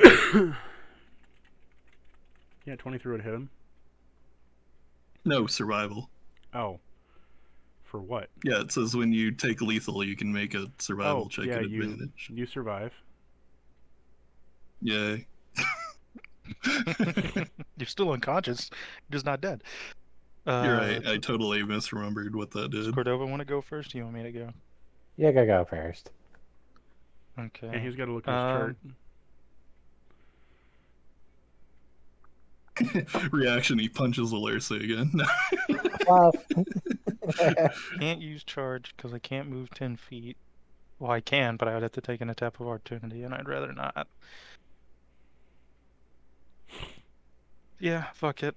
I'm gonna move forward, and I'm going to use quick focus, which makes it to where if you strike a creature this turn that has hit a friend, you can make them focus you if you were within 15 feet, and the attack gains +5 damage.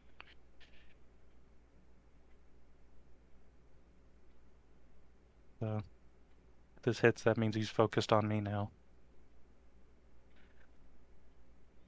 Yeah, there we go. What's the worst that could happen? Fuck, 16. 16 hits him. It does not, sorry. It doesn't hit him? Nope. 17 is his AC. Oh, it's if I struck a creature, so it's only if I actually hit.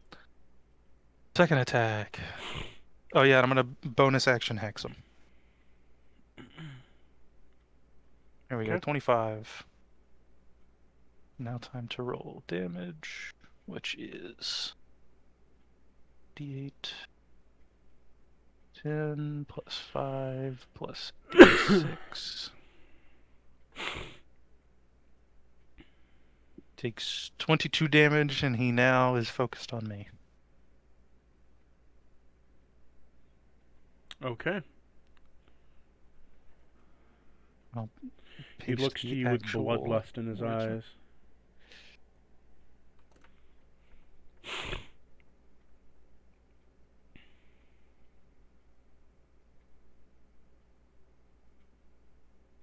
That is my turn. wow. Put concentration on. You're up, Cordova. Okay. So, man, I probably should have. This flowchart will probably go down better when once I've gotten some maneuver potions. Because at the moment, the current to hit with faulty barrel is +2.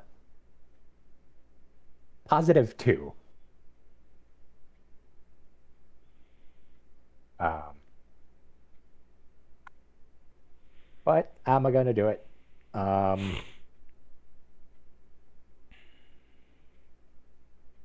So Wabba Wabba, Berserker Aura, that's 80 health off the top. 218 minus 38, because Bolster takes 42 off of that.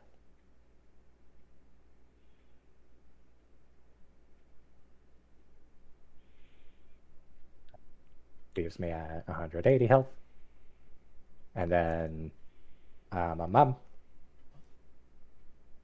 Okay, so you say sacrifice 90 HP via faulty barrel. Yeah, weren't you able to sacrifice HP to it over and over to charge it. Not a flat number. It's in the form of dice. Yeah, you just roll till you get at least 90.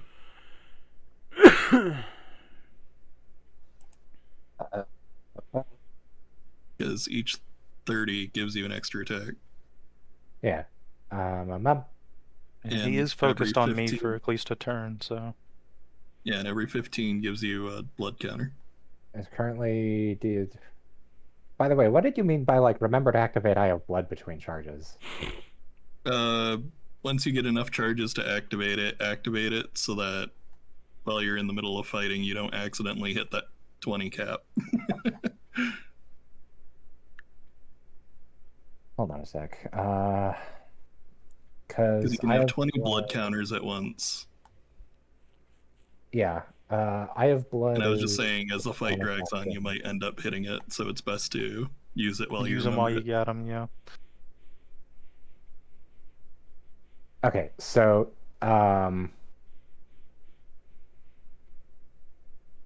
shit, where's my inventory? There it is. I have only one RF power potion, so I'm gonna use a bonus action to chug that. And then second bonus action for the aforementioned Eye of Blood, which is next creature I strike is blinded for 2 rounds. And then I think 14d12 on average hits that magic 90 number. So 14d12. Gonna sacrifice Doesn't it that. expand the radius each time you sacrifice the HP? Not if unless he I switches use to the chain shot or other ammo, yeah. Yeah, either chain shot or I might want to do armor piercing instead of chain shot just to make it more likely that I hit. Because armor piercing ignores 4 AC from the enemy. Yeah. So for this shot specifically, I'm probably going to want to do AP. That also works because I, for some reason, thought the blinding shot only lasted 1 round, not 2. So 1, 2, 3, 4, 5, 6, 7, 8, 9, 10, 11, 12, 13, 14. Here's all the damage I take. 79. It just created a ball of dice on my screen. I forgot. Am I allowed to pile on more dice afterwards, or do I have to like commit to the set number beforehand? Nope. Remember, that was how you got yourself in trouble that one time, because you went, "Oh, that didn't do as much as I thought," and then you piled on even more. Okay, so we're up to 14. I'm gonna do crap. So 79. You commit to the bit. Yeah, you just need 11 more. Sorry, what was that, Cactus? You commit to the bit. Yeah. Oh, well, that's different from what it was. No, I. Can you feed the cloak then? Okay, so Cactus, were you saying committing to the bit as in like, just going further in, or commit to the bit as in like that's all the dice I'm allowed to call right now? Like, you're committing to the bit in the sense like, oh, I'm gonna roll 4. Oh, that didn't do that much. I'm gonna roll 4 more.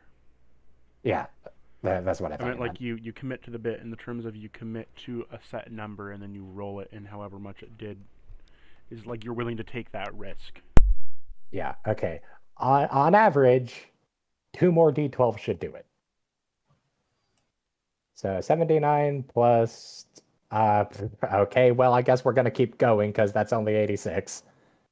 So we're up to 16 D12. One more. Or... 84, hello.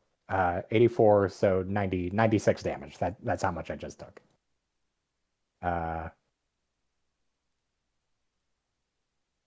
So 174 minus 90, that makes, I'm down to 84 health. Armor piercing shot, I'm gonna subtract that from my inventory. So I knock that down from 7 to 6. So ignore 4, so +2 to hit plus 4. I'm going to burn a precise strike just to like put that to advantage. Advantage +2 to hit. Right? Pretty sure that's it. Well, I'm unconscious, so I don't give you bless. Plus, it's been long enough. 17. Wow. Okay, I rolled particularly well. So 17 to hit, ignoring 4 of his AC.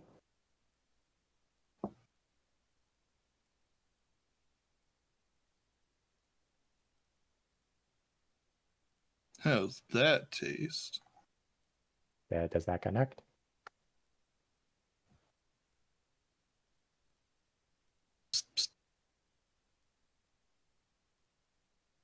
Cactus? Sorry, I was Nice. on mute. I said that yes, that connects. It's a 17, and then how long have I been muted for? Not very long. Okay, I explained the thing Yeah, about the everything together, right? Yeah. Yeah, Right. if you So yeah, say I'm going to roll so many dice, you yeah, commit to yeah. that. So Yep. Well, he what I elaborated. what I meant by that is a one-time roll of you're not going to roll 8 different times. You're going to roll once. Okay. So you commit to the bit as like you roll once, and that's the thing you do. You could Oh, do it multiple sorry times about after that. that, like if you did other things to chain into it. But like you commit, right? Like you, Uh, yeah. Sorry So about that. So do you you're want to fine. just No, take no, the I initial don't care. 17 on that? I don't care Okay.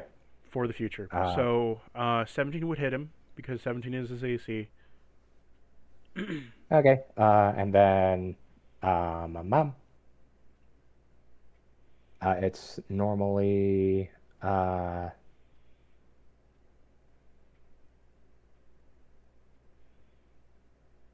Yeah, you can theoretically always sacrifice some HP to the cloak anyway.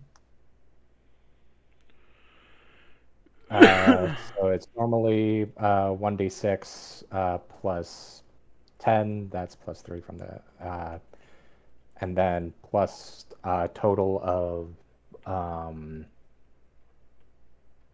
14, 15, 16, 17 d6. So 18 d6, 2, 3, 4, 5, 6, 7, 8, 9, 10, 11, 12, 13, 14, 15, 16, 17, 18. Plus a d8 from Precise Strike, plus 13 from my various damage bonuses.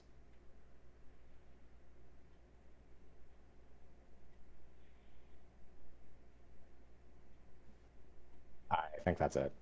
Oh, yeah, and the monk is blind now. That's 77. Pretty sure that's piercing damage. Okay. And oh yeah, I roll 2d4 for soul. So that's 6 HP back. And I just gained 3 more attacks. So that's both bonus actions down. I still have my movement, so I'm going to get closer and striking distance. The Stepping on revival. a Lurcy. No, I'm not going to step on a Lurcy. Crap. Okay, so that leaves 5 attacks. Because 2 more from my main action and then 3 from Berserk. Yep, and theoretically you can always action surge. And that, but I want to save that until I have a bonus action ready for Hearthound.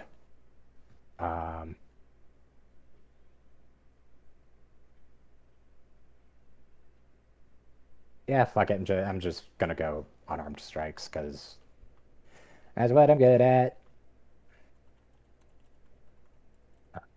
Yeah, whatever. Like I said, I didn't have access to everything.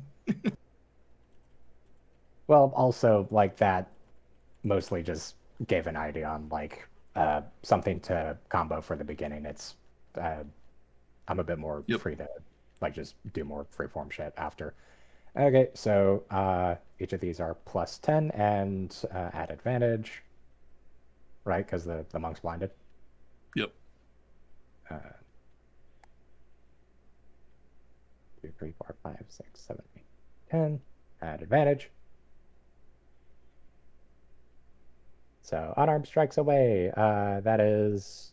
Oh yeah, that's right. That AP round also lowered that monk's AC by 2. So you mentioned the monk's AC was 17 earlier, so it's probably 15 now. Yeah. So 21, I reckon that hits.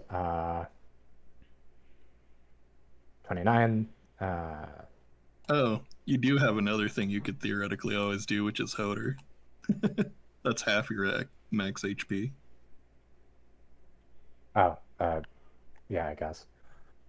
Okay, so 21, 29, 26, 17, and 25. So all 5 hit. Do you want me to just like roll this as one big block of damage? Yes. Okay.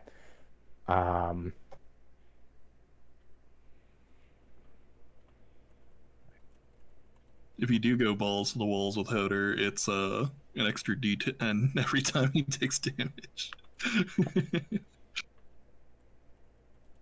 Uh,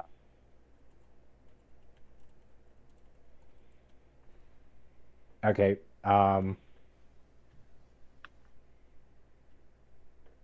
So 1, 2, 3, 4, 5. If you don't mind, I don't feel like clicking the plus icon 165 times. So Click it um, 50 times and then double it. I mean, you could just count the number of pens that you have instead of well, clicking because it every time. Yeah, uh, it's well, 5 because attacks, so 50. Damn. well, because the damage modifier for my character's unarmed strikes is 33 at the moment.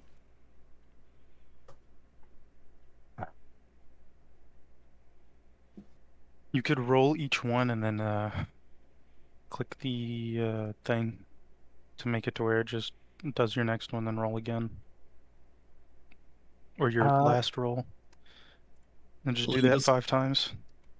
he can just add 165 after he gets the total of the yeah. rolls. If you don't mind, I kind of want to just do that. So Sure, go for it. here's the 5d4 from the dice. 11 plus 165, that makes 176 slashing damage.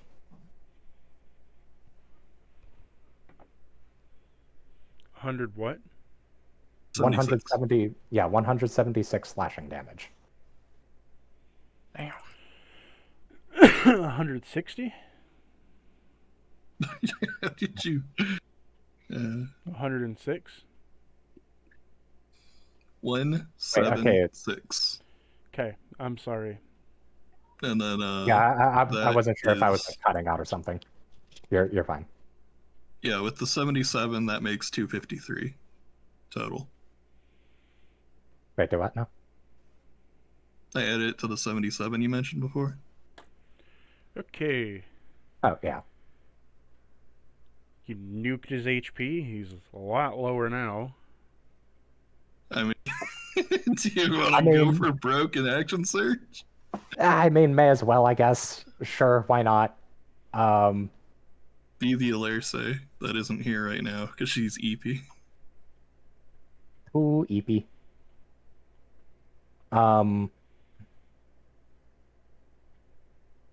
I assume the extra attacks from Berserker Aura are like floating attacks, right? They're not like attached to taking the attack action. What? I assume Basically, the he's extra. saying action surge gives you your, Yeah. typical attacks again, Yes. but he doesn't get those again by having Berserker plus the action surge. Like, an action surge doesn't copy the Berserker attacks. Yeah. Okay.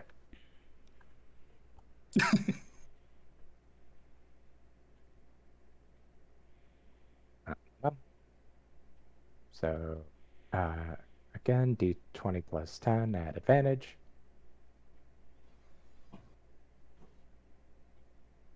So, boop.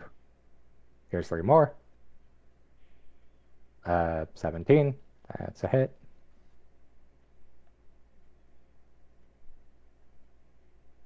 $22. That's another hit. And then 22 more. All right, roll them dice. And 3 then more add d4s. 99. Yep. So 6 plus 105. 99. Yep, that's 100. That's another 105 slashing damage. And that's the end of my turn.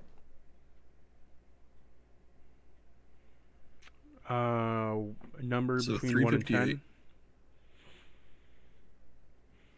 358. I'm sorry, what was that? 1 Cactus? through 10. Number between 1 and 10.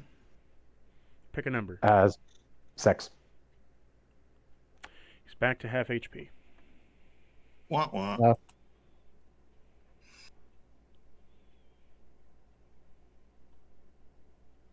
yeah, that's the end of my turn. You almost killed him. Wow. Okay, it is now And Sterling's now he's turn. pissed. I think you had it in you to do Already it, though. It's his turn now. Oh, whoops. Hold on a second. Let me. So that was. Oh, Sterling already took his turn? Yeah. Remember, I did the yeah. thing where quick Okay, focus where he's so the focused guy on is me. now going to focus Sterling. You ready? Yep, I'm ready to die. Here's all that shit. healing from Soul. Does an 18 hit you? An 18 does not hit me. My AC is 19 right now.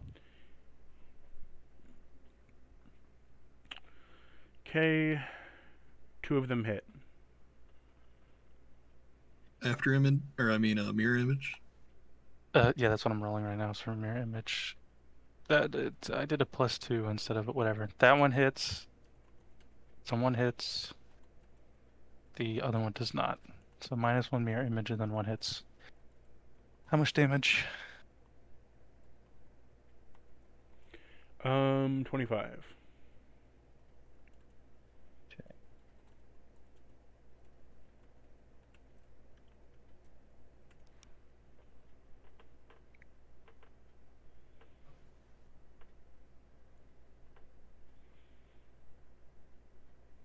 Oh, wait, the revived monk's doing like all that at disadvantage, right? Because they're blinded. Yep. Nice. He misses his flurry of blows, and that is his turn. Back to you, Lursa. Roll that death Oh, save. yeah.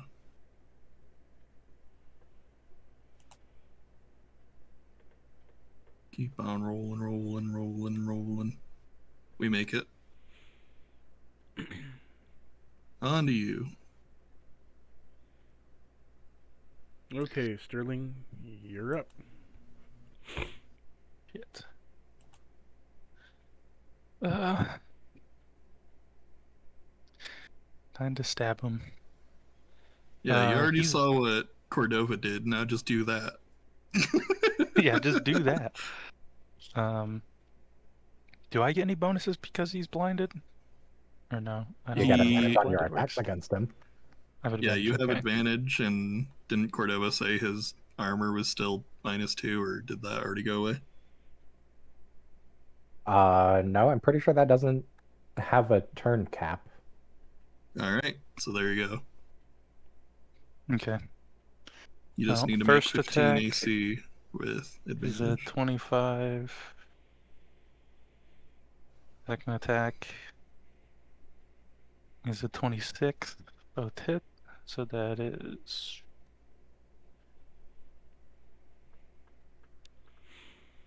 2d8 plus 20 plus d8. Yeah. And a d6 plus 10 because of hex. Oh yeah, we skipped Tellius again. Tellius isn't here. Yeah, Cactus was away when we brought that up, though. Yeah. And then I'm gonna do an Eldritch Smite for 4d8.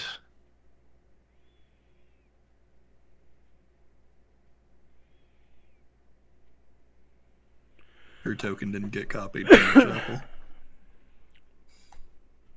You dealt 26 damage, you said? I dealt 59 damage. Okay, he's dead. Okay. Yay. Poured a lot of shit into that. Okay.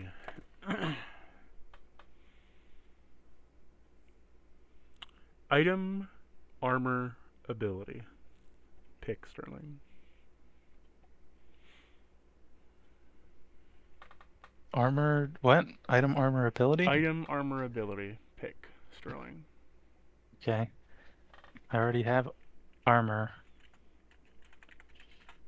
Ability? Didn't sound that confident. Yeah, ability. Okay.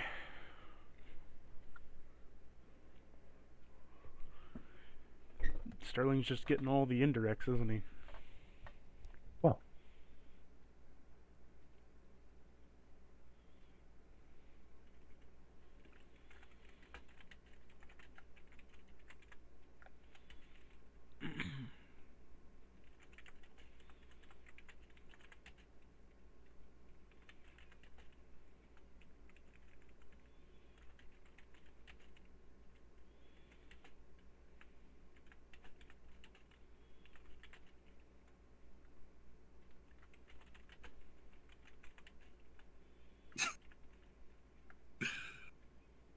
Sterling's getting like the glowing item treatment. Larcey's just Yamcha pose. It's just on the floor. It's kind of karma. Kind of. Fucking kicks her once for good measure. I'm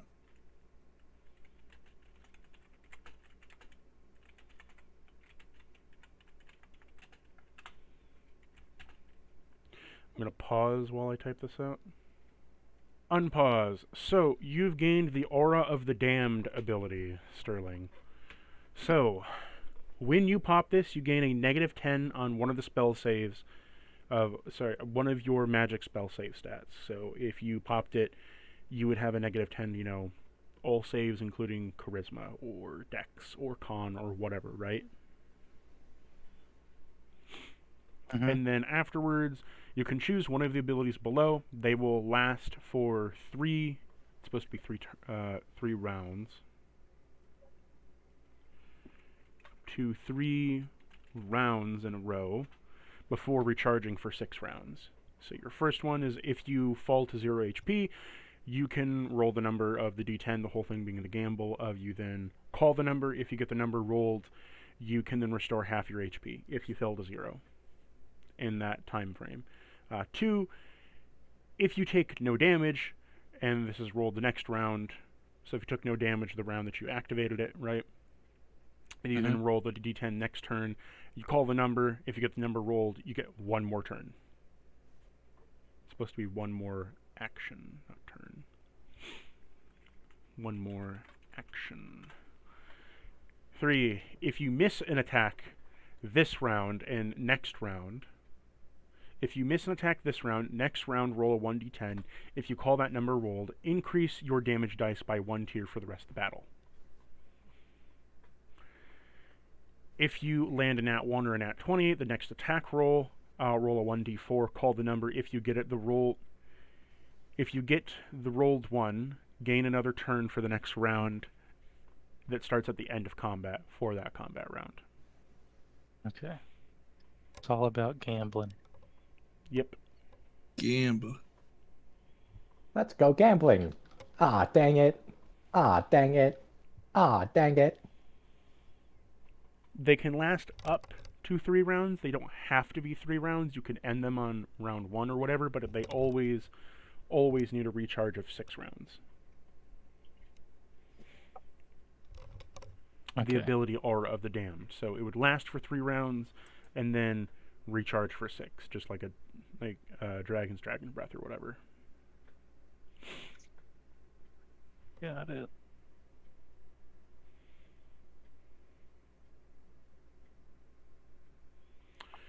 Increase all damage dice you deal up on 1.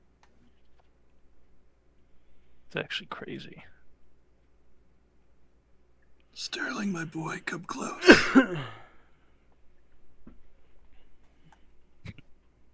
Sterling, Yes. where are you? Thank you. You're such a sweet boy. You would never wish harm on anyone. How old are you? Am I older than you?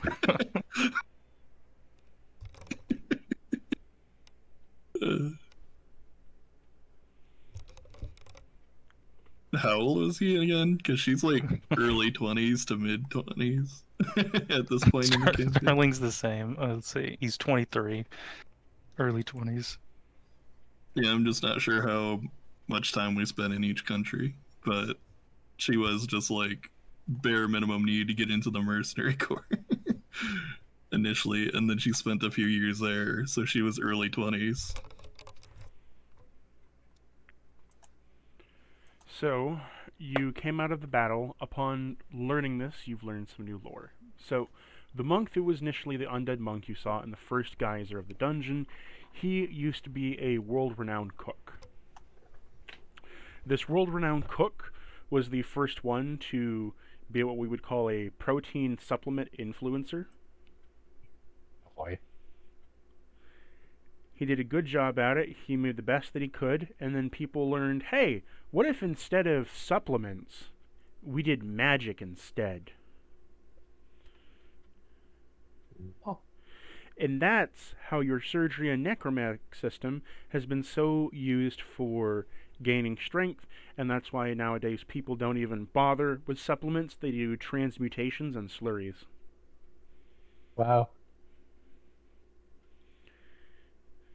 People thought that eating a shit ton of protein in meat was overall just weak when you could. Why work out when I could just get it magically done? Why take the hard road? And why work out when I could just take a pill that makes me super buff? I believe Rapture had a whole thing around that. I also want to point out, he talked like a fucking shonen protagonist when we first met him, so this is what I'm picturing he looked like when he was alive.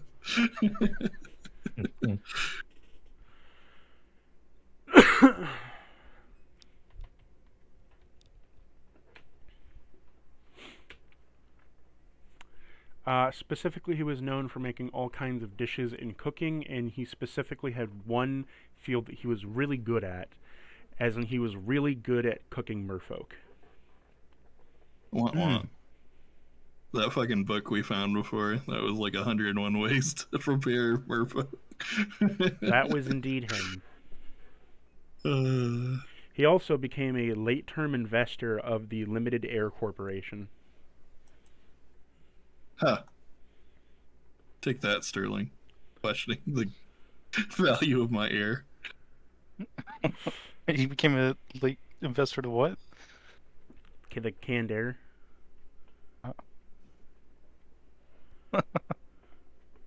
That's fucked up. Okay, wait. Late investor implies that it imploded somehow later. It did. Well, we know that they didn't make a bunch of them. It was like, you know, So we when gathered a few. When the prototype came out, what ended up happening is that they sold a decent, like a pretty decent chunk of them, right? What ended up happening though is that the cans they were hyper pressurized, right? Two things happened if they were left for too long. If they were left for too long, they would over pressurize and then explode like a bomb, right?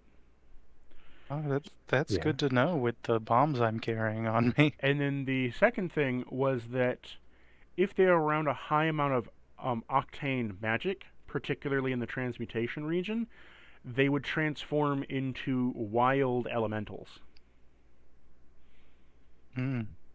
Because the air contained in them was so pristine and clean that, yeah.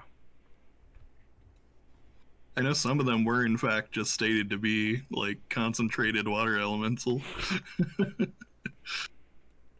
I have written in my character sheet 3 expensive bottles of air. Question mark. A couple of them could be sentient. Oh god, now I'm having flashbacks to our fairy friend.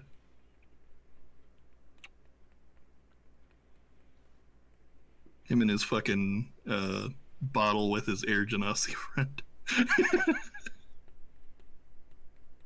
Oh yeah, Cordova, remember we were telling you how he kept sneaking shit in? Chicken driven. He said, by the way, my character has a whole ass air genasi in a bottle here. So Cactus had to be like, yeah, you looked at the bottle and there's a hole in it. He's not there.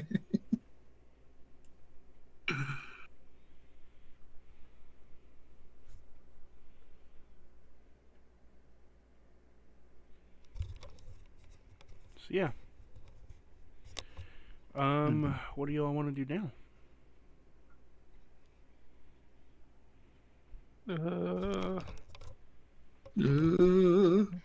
Well, okay. What? We probably need to take a rest first. Rest, but I'm right as rain. You Did almost you- died a few minutes ago. Did you want to do anything on the floating chapel or no? Let's all bond in the hot tub or pool or whatever it was. Yeah, we could do the bonding Sauna? pool. I think it was a sauna or something. 'cause it Whatever was supposed it to be is. an anime joke. I will give you each one activity, and you can vote on one group activity. Sterling bond with his bird. Cordova bond with his ring. And then Larissa. Yeah, I think I'm just gonna pick the lizard. Well,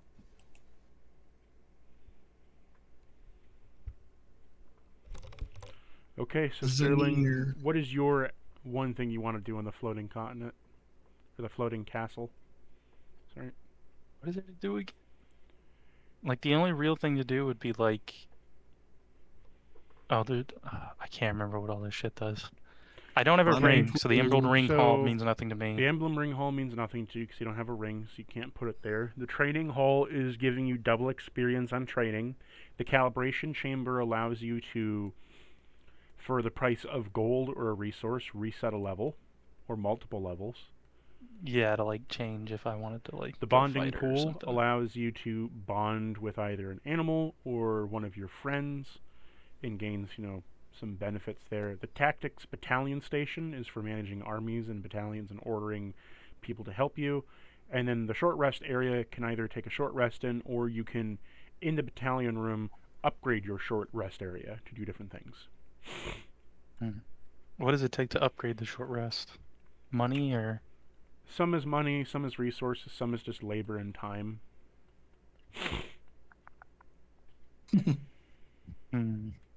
Or you can do sky fishing. Labor and time we could double with the training hall? No. He hasn't been paying much attention to Soul recently, so he'll do bonding with Soul. So you get comfortably into the... So you see in front of you there is a pool of water. It is a inlaid pool into the ground. As you step into it, it's decently deep, about 5 feet deep, and there's a few benches that are in the water where you can just kind of sit. And all of them have buckles on them, so you can buckle yourself to it, because sometimes you just want to relax, but floating, right? You'll just kind of float upwards. So you can buckle yourself down and you can just like sit there, right? So you get in, buckle yourself in. Soul kind of like floats like a duck on the water. As the water slowly begins to heat up. I like imagining it has that little pool ring.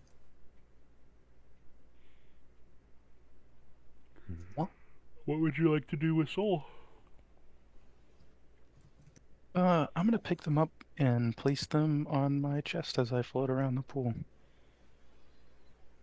As you pick them up and place them on your chest, as you float around the pool area, just kind of relaxing, letting the cold water soak on your back while there is a flaming hot bird on your chest that is warming you, you feel a bond growing deeper beneath the two of you as your bonding level increases by 1 point.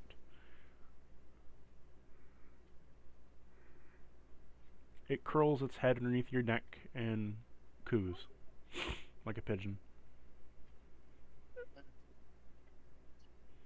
Pet it. After about an hour, you get out and you start drying off. It's where you head back to the changing area and continue onward. Cordova, what would you like to do? It doesn't necessarily have to be on the floating castle. You could also do it in the inner area.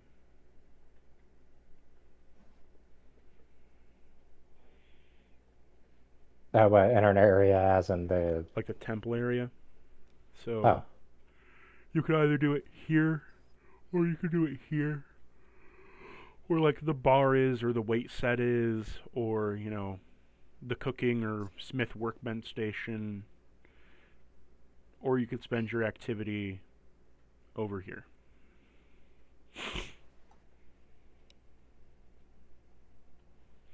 I'd recommend spending the activity on the floating island, as you only get one of them, whereas you can do the inner temple anytime you do a rest. Yeah.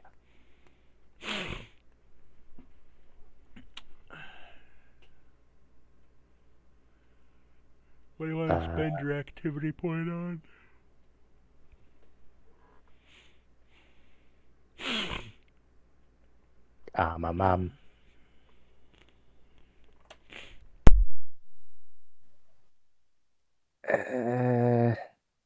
Is it wrong that my initial idea is go to the bonding pool and just, I guess, meditate, see how much the souls in Cordova are gonna be fucking giving him an earful? No, you can totally do that. And whatnot. Let's do that. You meditate. Bond with your own shadow. You meditate in the pool as you are teleported to an inner plane of yourself. What do you want to reach out to? The souls inside of you, your ancestor shadows, or your shadow? Or neural, if you want to. No.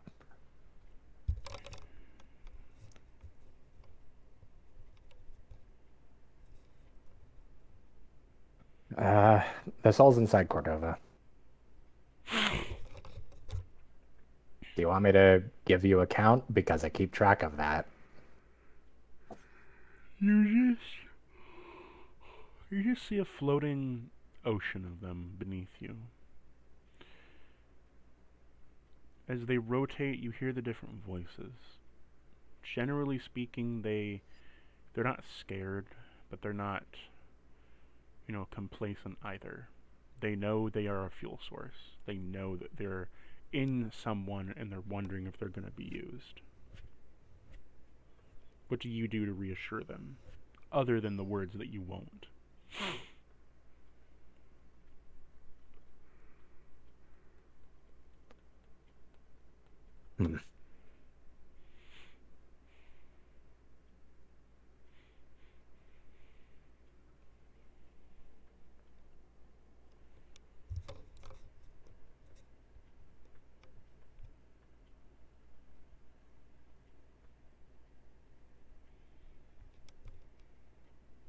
Reassure them in a way, reassure them that I won't use them other than the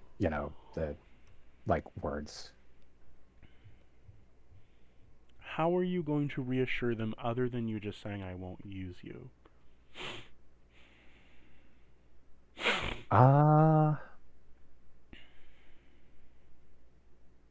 Is it like actions? Is it pointing to example, history? Is it pointing to your integrity? How do you choose to? You can do so with words, but more than just the phrase of, I promise not to use you. A pool of 495 souls. I think I want to have Cordova take the time to learn their names, who they are and where they're from.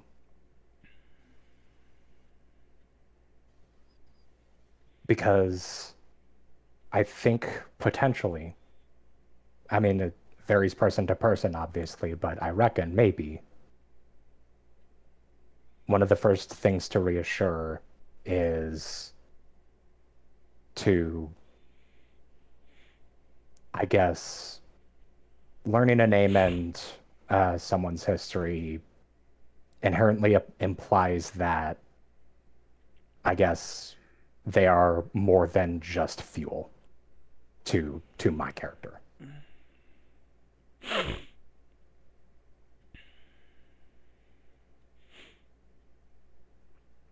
Okay, you begin to start to learn their names over a long, arduous process. After, I'd say, about an hour, you end up learning 25 of them. And hearing a bit about their lives. Some of them were farmers, some of them wanted to see art. A majority of them just wanted to live out their days with their grandkids. Out of the 25 that you met. Yeah, because Cordova is definitely not like going to just be like, oh, what's your name and background, and like fucking move on to the next dude. Cordova wants to take his time with these people. Yeah, I say you can get about through 20 if you're really studious and, paying real good attention.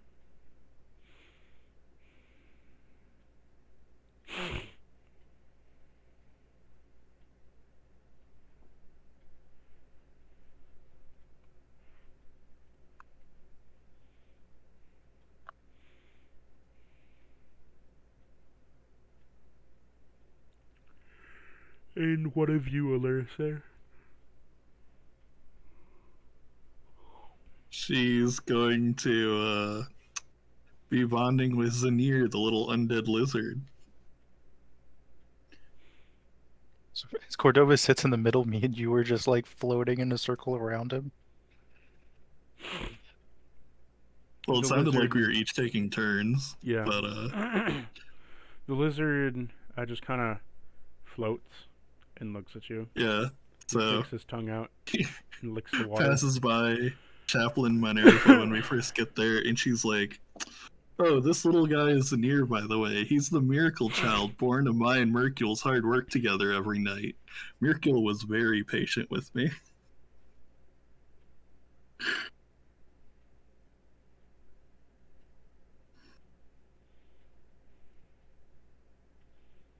Any response from Chaplain? Or the others? Chaplain looks at the lizard and smiles.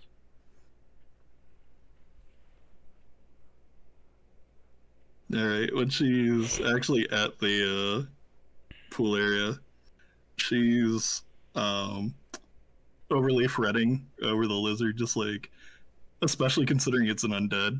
She's like, "Is the water all right? No, not that side. The stone's warmer here. Um, okay, just a little longer there, all right." Eventually, she just like bundles him in way too many towels, and she's like, "Oh, you're doing so wonderfully today, Zanir. You're very alert." Yeah, he's just floating. And she's like, still trying to feed him treats that are clearly just dropping from his jaw.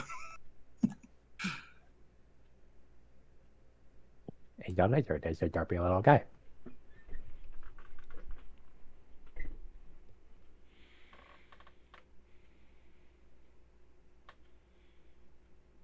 So yeah, that's her whole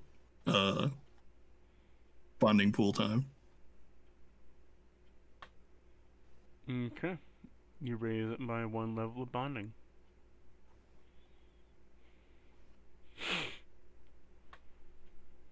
And then before we rest, I need to give Zanir more younger siblings.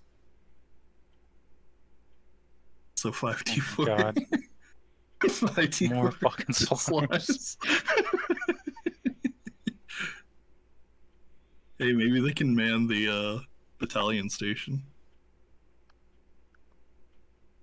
You gotta make so many they start like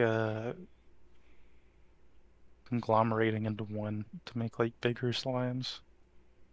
I was thinking that might eventually happen, yeah. What's the We're up. group activity you're doing? Group activity.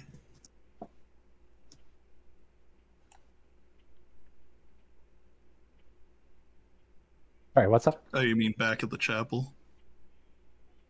Yeah, you have one individual activity and then you have one group activity. Well, Gotcha. What do you want to do as a group on the floating I mean, chapel? we did Heaven's Gate and we did No, I Hellgate mean, boss. He means a rest activity, like a group rest activity. Oh, You get one individual, then one group. So like the group activity, if we did bonding pool, would be like bonding with each other yeah. instead of with a companion. I looked to Cordova knowingly, and then we, uh, indicate over to Sterling, and then over to where the weights are in the training room. Oh, I don't. Can I just run laps around you while you lift weights?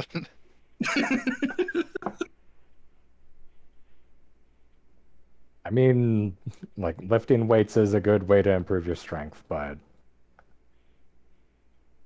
and like there's more to strength than just being able to like swing around a weapon. But if you really want to just do laps, then I'm more calisthenics, you know. I don't. Alercia is actually, pouting. She's like, he wasn't at all like this with me. You traitor. so are you training then? Yeah. group workout sesh. Okay, y'all have a workout montage. Hey, Add double Montage. the experience to your workout. yay! It's probably long overdue that I add the fucking workout system to my shit.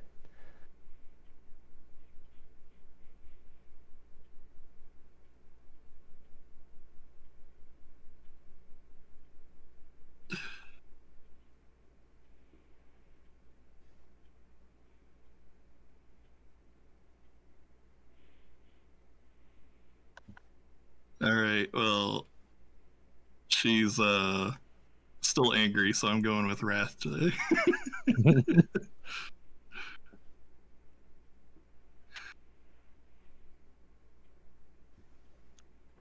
Cordova, I'm smiling right now. I'm smiling because it helps me remember not to hurt anyone too badly.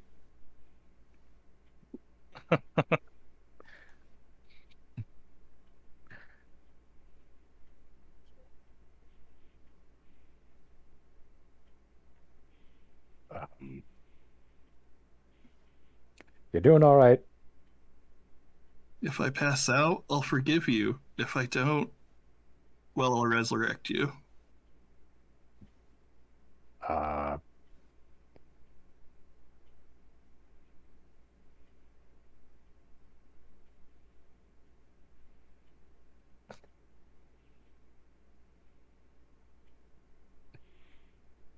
hmm.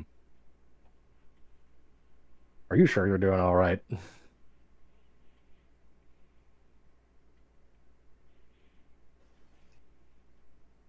You're doing so well guiding me, truly. Just one thing, misstep like that again, and I'll guide you to the next life.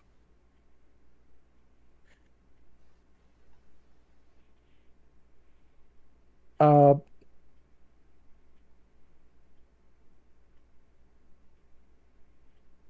yeah, but you're not gonna break any sort of records at that pace if you do that.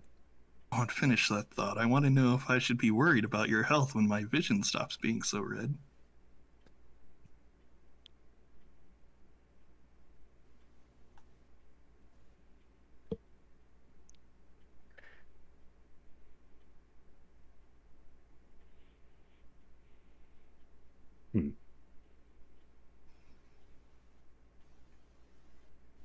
Sorry, I'm counting reps, not bodies. Just don't make me switch. You know, if you're really tired of this, you can spot me instead.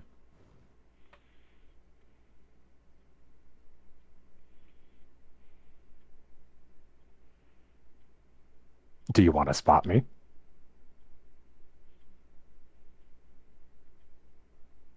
Remember, Cordova, say something kind or make your last words memorable.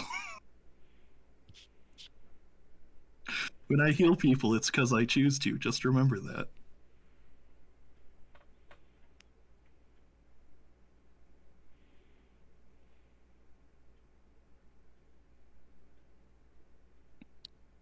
Just because I can, I'm gonna sarcastically say in Cordova head after she says that and be like, yeah, just remember Cordova. As I'm like running laps around the training hall as you guys work out.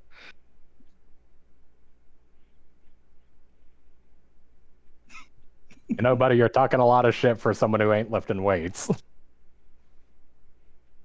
Look, I could outrun you any day of the week. Outweigh you? Never. You sure you can outrun me, buddy? Probably. Cordova's gonna spread his wings. That's flying. That's not Flying is running. cheating. Flying is cheating. All's fair in love and war, buddy. He's also got Long Strider, and Zanir could speed boost him with lightning.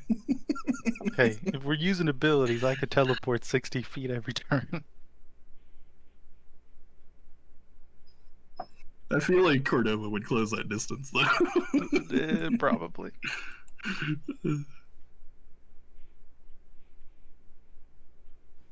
But yeah, Shit. What were the original like max XP counters for the weight and running system? Should just say. I can find it. It Running was is done level by- 50, which at the end gives you a plus Okay. 10 to movement, I think.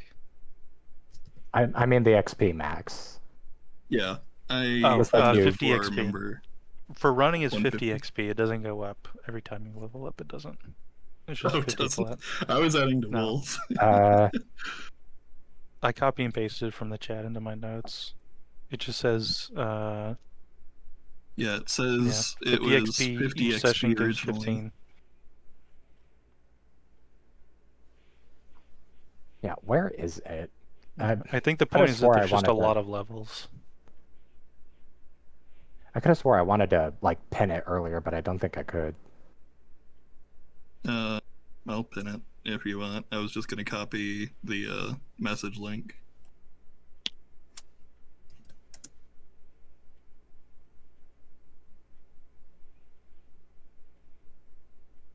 Oh yeah, I can't pin it either. Message link it is.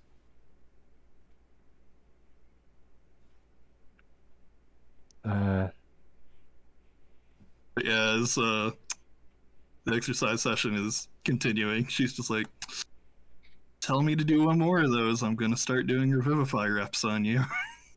Revivify reps. That's crazy.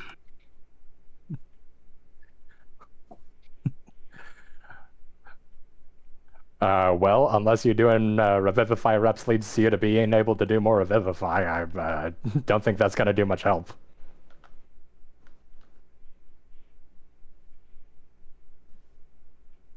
Come on, you can work out with weights, but I mean, I don't think you can work out with casting spells repeatedly. I don't know. I'm not a ritual doctor. I'm not a witch doctor, so I don't know. Ritual doctor. Oh yeah, it's like saying I'm not a rocket doctor. The ritual support line. Hey, I'm here to call about the ritual. It's not working. Did you scry and scry off again?